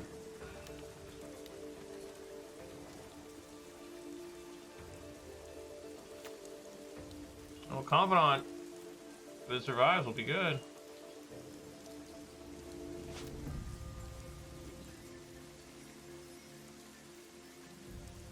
Not really sure what's going on. Like, he has his Solitude, right? Got a Solitude in graveyard, yeah?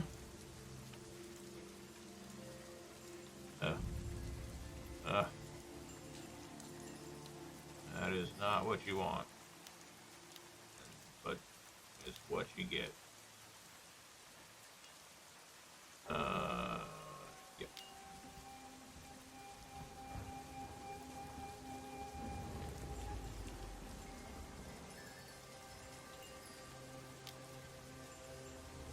This is a big Raging Ravine. Alright, so there went Ephemerate.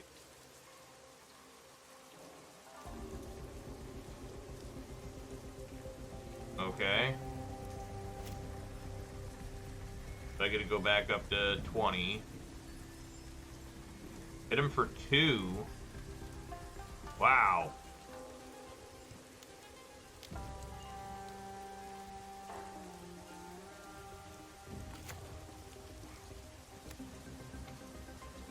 No reason to hold that. There's just no reason to bluff that. Like, could have cast my Confidants.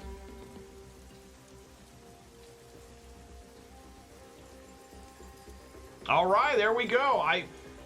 He took a lot of damage. He must have just had no white cards or something for a long time. That's weird. All right, so yes, we want to get Grafdigger's Cage and Nihil Spellbomb in. Jund Charm should be good just to try and deal with the hateful graveyard stuff. What is not good here? Liliana can't be great because there's I mean, it can be okay against like Psychic Frog. I think Lightning Bolt overall is pretty poor. Probably a couple Lilianas. Should I bring Olivia Voldaren in just because I always talk about it? Just bring the Olivia in and just say, hey, I'm going to try and steal your frog or something? That's pretty wild. I mean, I guess I can. It is technically a flying blocker, so we'll bring it in. We'll bring it in. I could also bring in a Thoughtseize. That also might be good. Bring in Thoughtseize as well.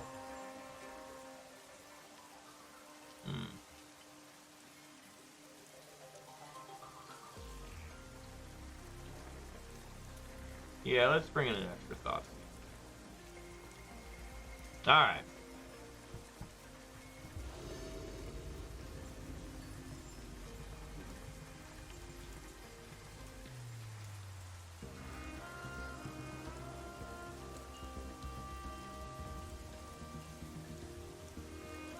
Looks good.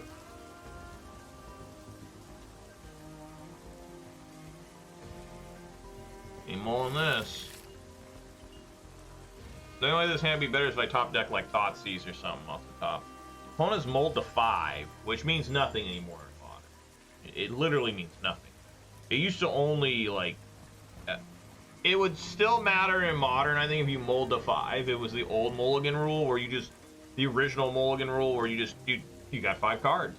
You didn't get to scry one, which was what, the Vancouver Mulligan rule? Alright?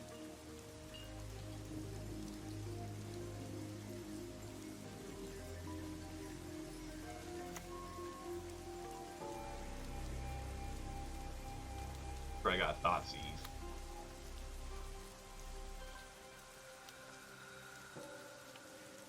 Yeah. Probably gotta take Dark Confidant.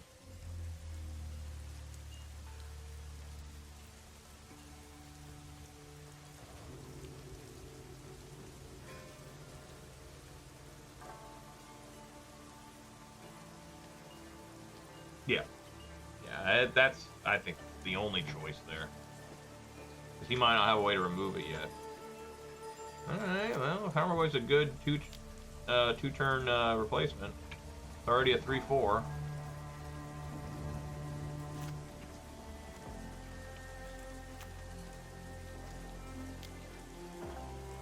Oh. Okay, probably take the Tarmogoyf now.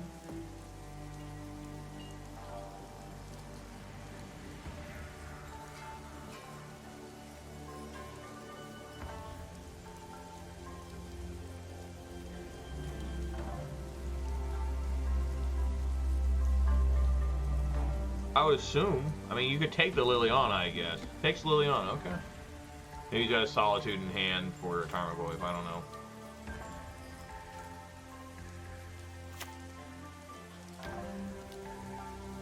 Got a 4-5. He helped out Goyf a little bit. The mighty 4-5 now. That's still big. For 2 mana, that's still a big one. That's half.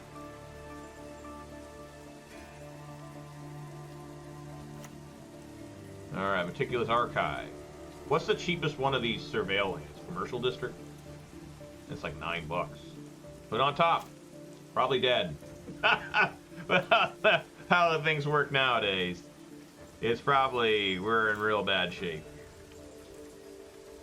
Okay, backup redundant Goyf. I don't mind getting one of them.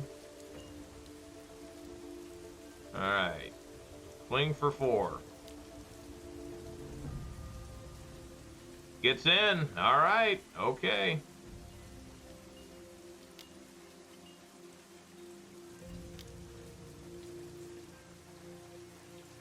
How about another one?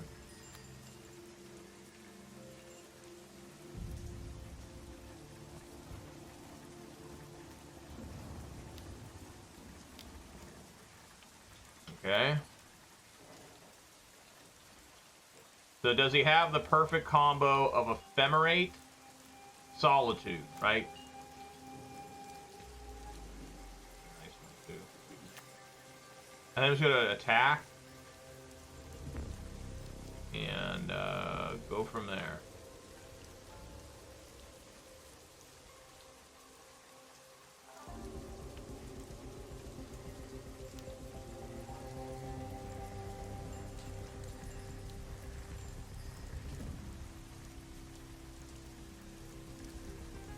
No, he didn't. Okay, well, we'll play Kitchen Finks now.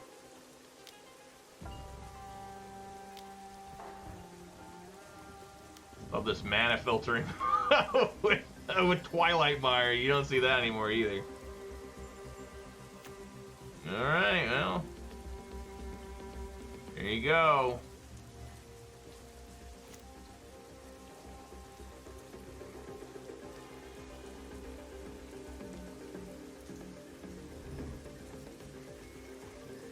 Oh my god! Oh my god! June 2012! What a match! Wow! Call your mom! Take the day off work! Let people know that this shit still kind of works. I mean, it took a lot of nonsense. The opponent had to mold a 5, game 2. game one, it looked like he couldn't find white cards to try and get the Solitude to save some life for him. I don't know, but I don't care what the cope, well, you know, actually, it just won a match. It won a match all these years later. Look at that, and it was still looking good. I mean, I still had a good hand going. I mean, this was a nice performance by the deck. I mean, the only thing it didn't have was like Thoughtseize or something. But damn, all right. Well, guys, let's see if I can't get in there and get a 2-3 in this thing. You want me for round 5? Get hype! All right, guys, here we go for round 5. Can Jun get a 2-3? We do have threats. We do have hand disruption. We do have removal. This is a classic keep of just barely keeping. I'm going to keep it and see if the old thing goes where it's like, hey, man, you got a removal spell. Hey, man, you can look at their hand. You're going first. Take their best card and get her done. Remember what I said about how Inquisition of Kozilek was so much more popular than Thoughtseize at the time in Modern, because it was just hardly any cards used. Do I need to get Overgrown Tomb or Blood Crypt? I think I got enough green. So yeah, Blood Crypt. There's very few cards in Modern that were above 2 mana. Oh, this is kind of the deck that I kind of prey upon here. Maybe. That was back. I don't have fatal pushes in this, obviously.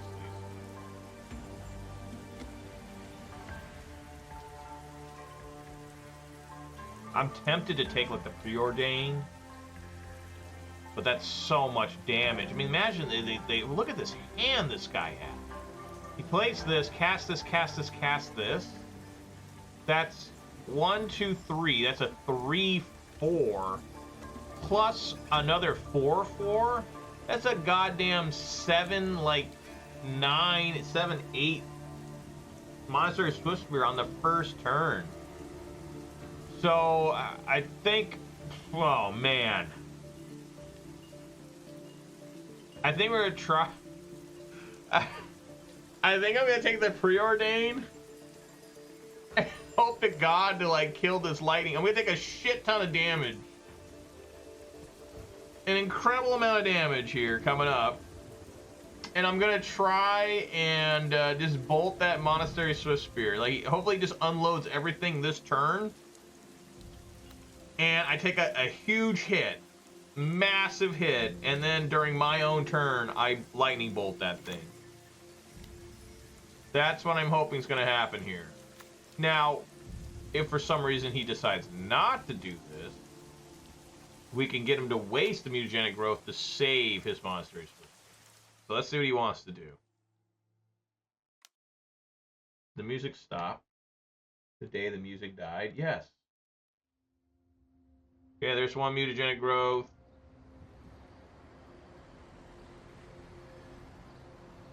There's a second mutagenic growth.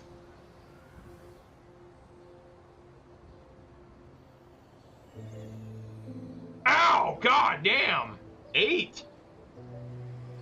Alright. Now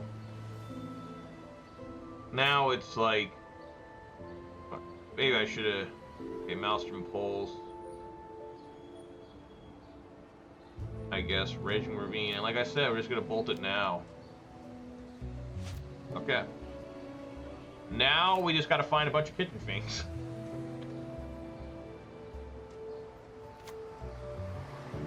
That's not good. Okay, Preordain. That's still not good, but imagine telling your thing in 2012, hey man, Preordain and Modern. Like, what? Okay, Liliana. I can get this going here. Green. Green to make double black. More black mana. There we go. Alright, plus it. Get rid of this forest. Get rid of steam vents. So they have, we know they have a fiery islet.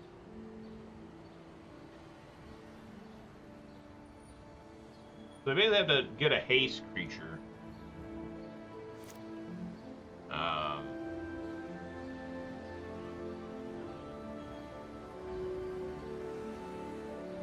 No, do they run Corey Steelcutter? They must run Corey Steelcutter in Modern. They run it in Pioneer.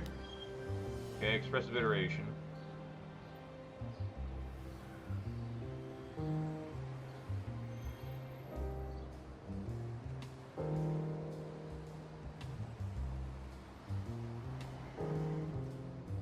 Pretty good.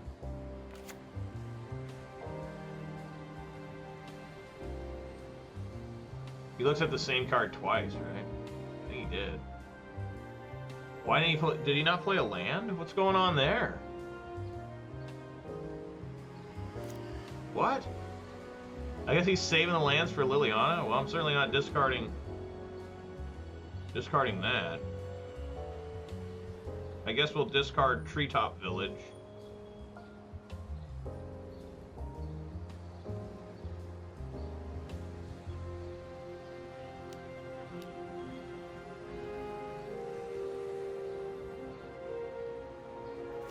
That doesn't make any sense. I think he just forgot to play a land. He should be playing a land.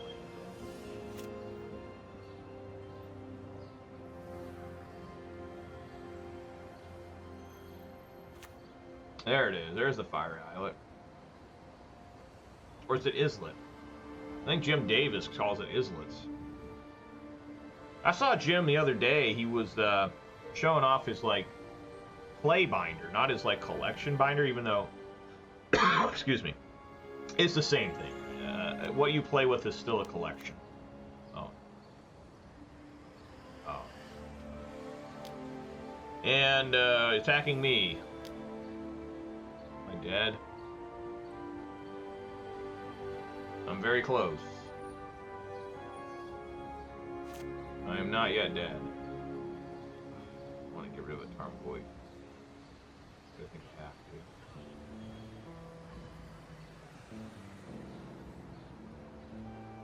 Yeah, I got a Maelstrom Pulse. I could minus the Lily too.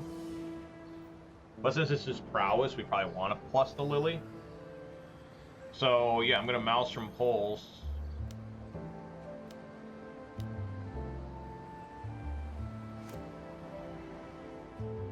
We're going to swing for 5.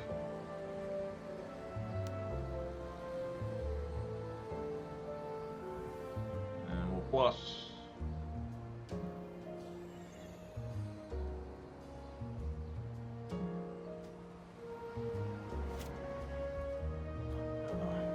Lava Dart.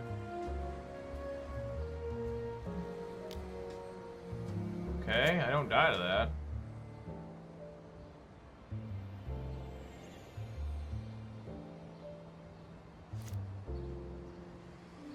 Ugh.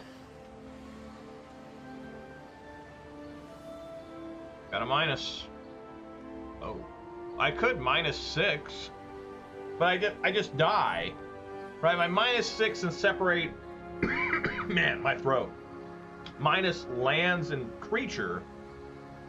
He probably takes the lands, right? Because he still doesn't die.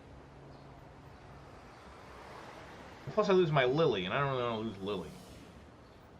Because he doesn't need many lands. So that doesn't really work. Okay, we'll just minus 2. Make him sacrifice.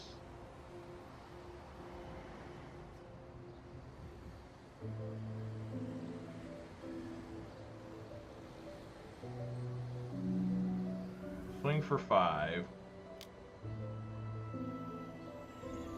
Put him at 2. Alright. See if I die here. Draws an additional card.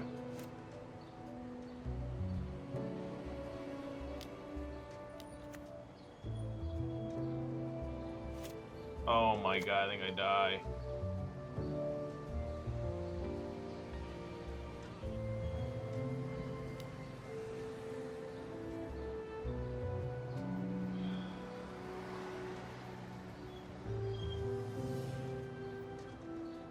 You work so hard. You work so hard. All right, let's get Batterskull in here. I haven't brought it in the whole time. Batterskull. Probably take out these Thoughtseizes. Certainly don't need those. Obstinate Baloth. Yes, please. I need to get a drink. I drank my entire Mr. Pibb in between the rounds. I just chugged the thing like an idiot. What am I going to do with myself? Nihil Spellbomb's actually not that bad. Grafdigger's Cage, maybe. I think Jun Charm. Maelstrom Pulse kind of slow. Dark Confidant probably don't want. Bring Olivia. Why not? And then, yeah, I think I can bring in a Nihil Spellbomb or a Grafdigger's Cage. Grafdigger's Cage is good for those pesky. I can also bring an Ancient Grudge. Do I want to do that? Ancient Grudge for the Steel Cutter.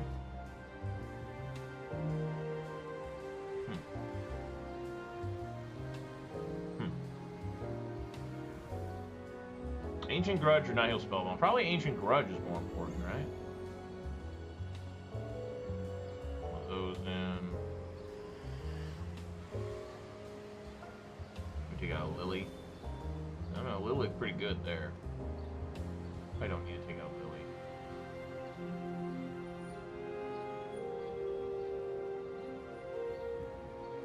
I need Olivia.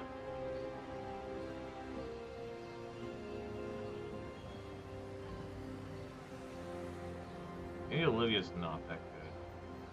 We'll try it.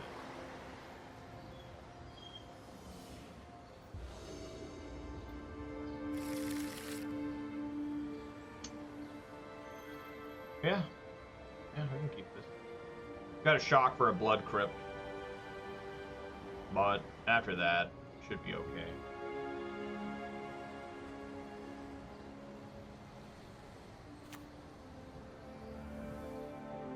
Bloody Crypt.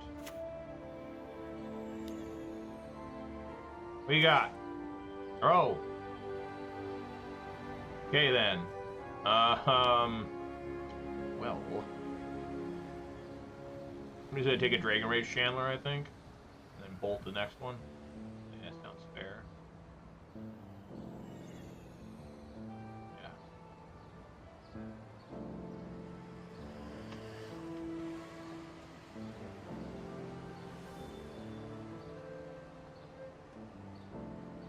And then try to get Kitchen Finks going.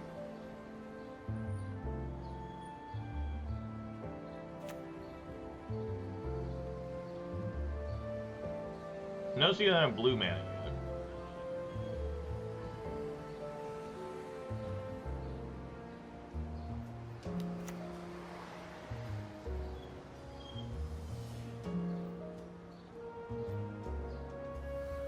He does with the Surveil. Hard to believe this is an old card now. Like 2021, 5 years old. It's Unholy Heat in the graveyard. Okay.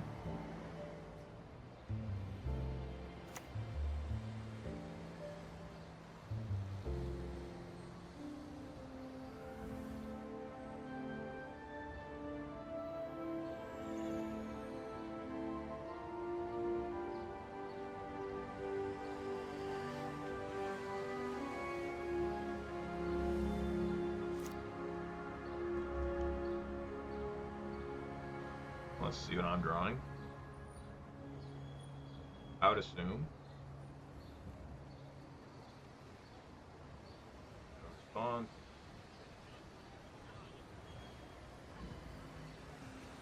Thought I drew a Marsh Flats. Okay. Yeah, we're just gonna bolt this thing now. That way we don't have to worry about them getting more Surveil triggers.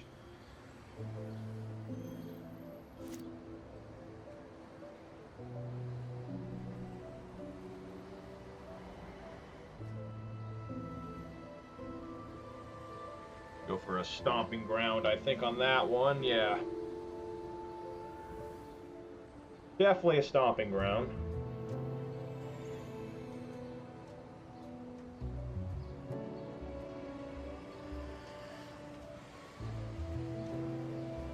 Opponent's disconnected. That's awesome.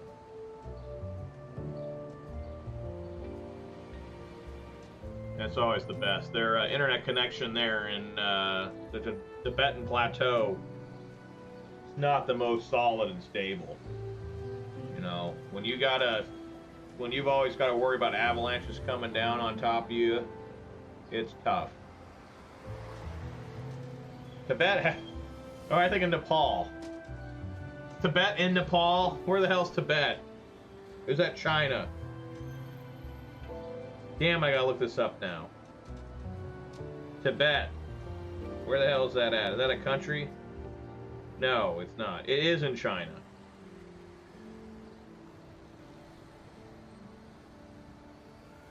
Yeah, well, I don't know. This map here is showing like it's in mostly China, but also Nepal, Bhutan, a little bit of India.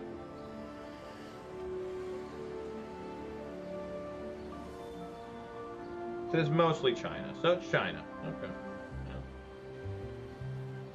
Yeah. There you go. A little bit of geography with your friend Major Riot, right? Get a little bit of 2012 Jund, some modern, and learn about Tibet. There you go. Tibetan Mastiff. Everybody knows that dog, right? Uh-oh.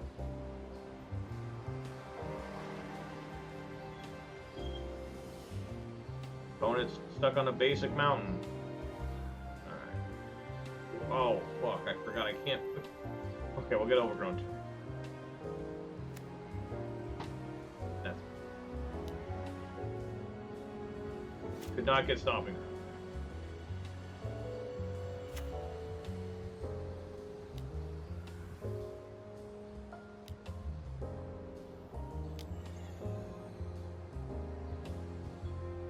Look at that! You want to bolt my Kitchen Finks? I'm okay with that. Sure. Bolt me. Sure. I guess that makes more sense. I don't know. Alright, here we go! 3 submit.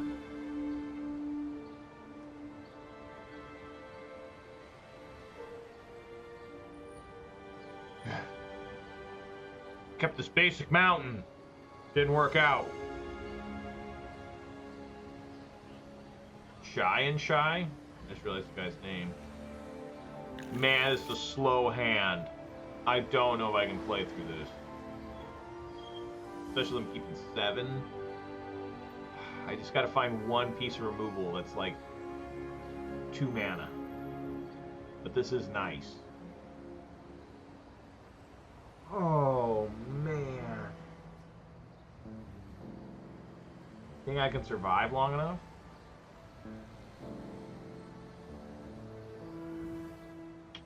I'm gonna keep it.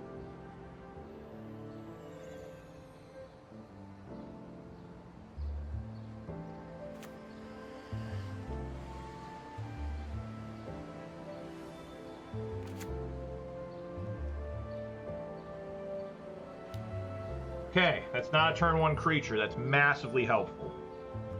That was a Swift Spear, a Soul Scar Mage, 1 top, 1 bottom. Okay. And now the lands are a little tricky here. Do I just play the Treetop Village tap? I gotta look at being able to cast like Liliana on turn 3 potentially, so yes, I can do Treetop first.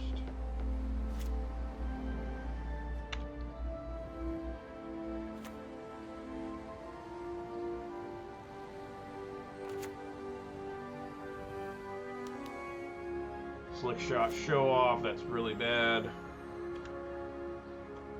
Kitchen Finks is not bad at all. This. And prepare for the onslaught that's about to happen. Then you get a Blood Crypt off that Marsh Flats. This looks like it's going to be a slaughter. I might die.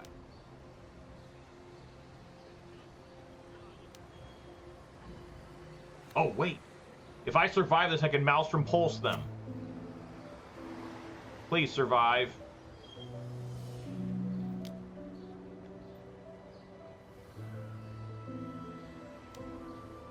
Okay. Alright. So far, I'm still alive. Mutagenic growths. How many of those you got? Okay. Just barely alive. Going down to 8. Oh, I'm still alive. Going down to 7. Blood Crypt, right? I have a green. Okay, Blood Crypt. Tapped.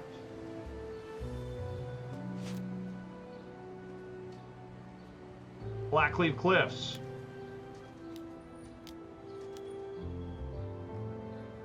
Come on, die. Yes! 2 birds, literally with 1 stone! Alright, now we need to start recovering through Kitchen Finks. I think I might be... man, shocking down. I guess, yeah, it's a shock to 5. Back up to... oh, no.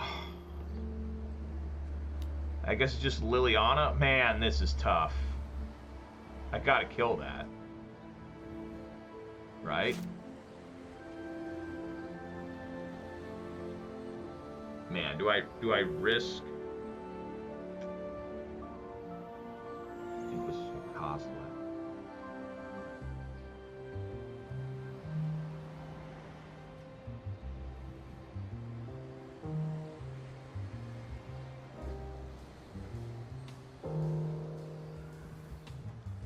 If I shock, go to 3, I could just die to a lightning bolt.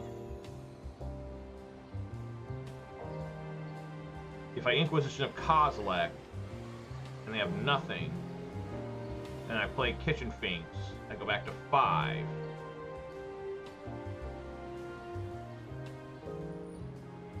If I play Liliana the Veil minus, that goes away, they get a slick shot show off, I might die. I just cannot go down to 3 here.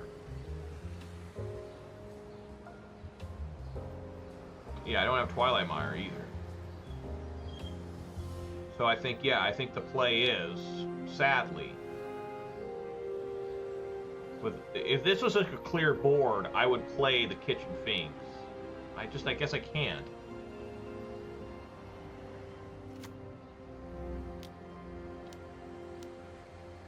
Alright.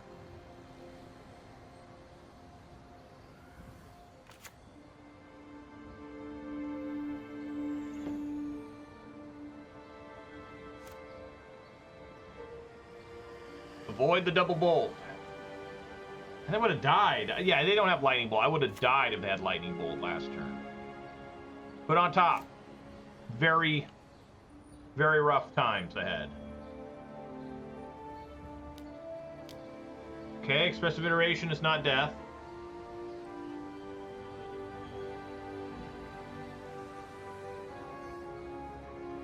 Foot Sphere is bad.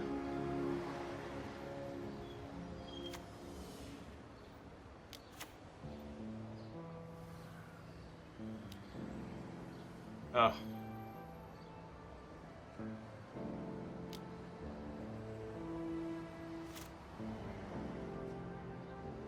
Oh, man, that's a good one.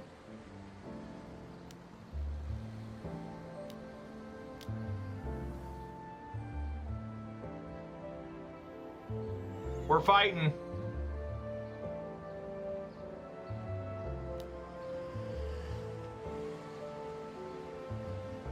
Right? I think that's what we gotta do. I mean, double bolt. I mean, what can I do against double bolt regardless?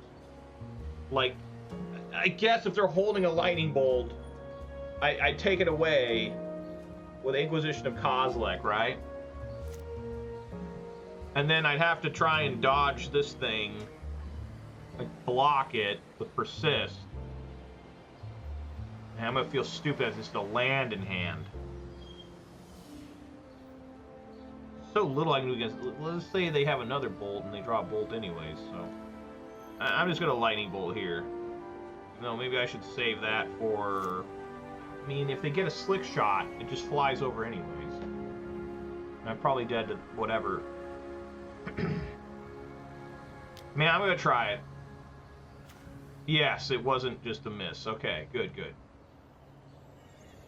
Okay, they don't have any islets, islets. They won't be drawing an extra card this turn. Yeah! All right, a 2 and 3. Wow, that's awesome. Can you believe that shit? Wow. Let's take a look here at the deck and just take a gander. 2 and 3 with 2012 Jund, and it was not easy, but we ran into the right things, got lucky a few times. Both opponents having bad luck and me having good luck, and managed to get a 2-3, which is an immense victory, I think, for this deck. Let's go over some of the cards here, you know, and I think that worked really well. I mean, the lands, you know, are the lands. Inquisition of Kozilek, put in work. Lightning Bolt, amazing. I'm surprised it doesn't get played as much as it does. Dark Confidant was okay. Like, Dark Confidant's probably just not working out anymore. It's just, you take too much damage to run a Confidant. Tarmogoyf, that was a big beater that showed up. That it's still good. Luckily, I didn't run any Fatal Push decks. So that's probably helped Tarmogoyf a lot. I don't think I got Fatal Pushed once, which is cool. Liliana the Veil at times looked awful. At other times, like against that matchup, it looked amazing. Like, it was so good. Maelstrom Pulse is Maelstrom Pulse. I don't think you can never go wrong there. Kitchen Finks was huge. This whole league, Kitchen Finks was obnoxious like it originally was. It's persist, gaining life, just being a good blocker. Real good. Jund Charmed, I don't know if I ever cast it. Did I ever cast it? Maybe once. Bloodbraid Elf, still good. I still like Bloodbraid Elf. Sideboard, everything looked good out of it, particularly the Ancient Grudges. Ancient Grudge is still legit in 2026. I don't care what anyone says. It's still a good card. Pyroclasm put in work. It's tough to beat Boros Energy. Boros Energy, I think, is still maybe the best deck. I don't know. But regardless, that was an amazing run there at the end. I mean, real lows, but then we got some good highs, you know. So guys, if you did enjoy this, and if you're an old man like me now, getting the gray hairs, reaching back to days of when you were excited for Theros block, I hope you enjoyed this video, because, you know, this is just kind of a donation league, but it was very fun for me to cast some of these cards again, to have some of the play patterns again. You know, the turn 1 Kozilek, turn 2 Goyf, turn 3 Lily, turn 4 Bloodbraid Elf. I think we got that one time this whole league, and that was amazing. It had a lot of fun. It was sad a few times, not gonna lie, about, you know, the deck could not compete against Boros Energy. I just don't even know what to do. And against that Tron deck, that was sad. They top decked their best cards. We were so close to a 3-2 with this. We were so close, I think, to a 3-2 with this deck. So Yuuya Wantanabe banned, just an absolute villain now. His pockmarked face is just almost as bad as Hitler's in terms of the Magic the Gathering community. It's sad, but it's awesome that we were able to play this again. So guys, thank you so much for watching. Really appreciate it. If you did watch this whole thing and you enjoyed it, please give this video a thumbs up. You can also subscribe to my channel on YouTube. I'm going to try, if you guys enjoyed me going back in time and bringing decks to the present, like a time machine, let me know. Like, I can't play every single deck from Pro Tour Champions in Modern. It's just some decks were never designed to be in Modern, even at the time. Like, the next deck I would probably play would be Mono Blue Devotion by that French guy. I don't remember his name, but I see his face. The French guy that won a Pro Tour, I think it was Pro Tour Theros, with Mono Blue Devotion. I would play that in Pioneer. I wouldn't play it in Modern. That's just nuts. Like, that deck couldn't even beat Modern in 2013, let alone 2026. I mean, come on now. But put it in Pioneer, see how it does.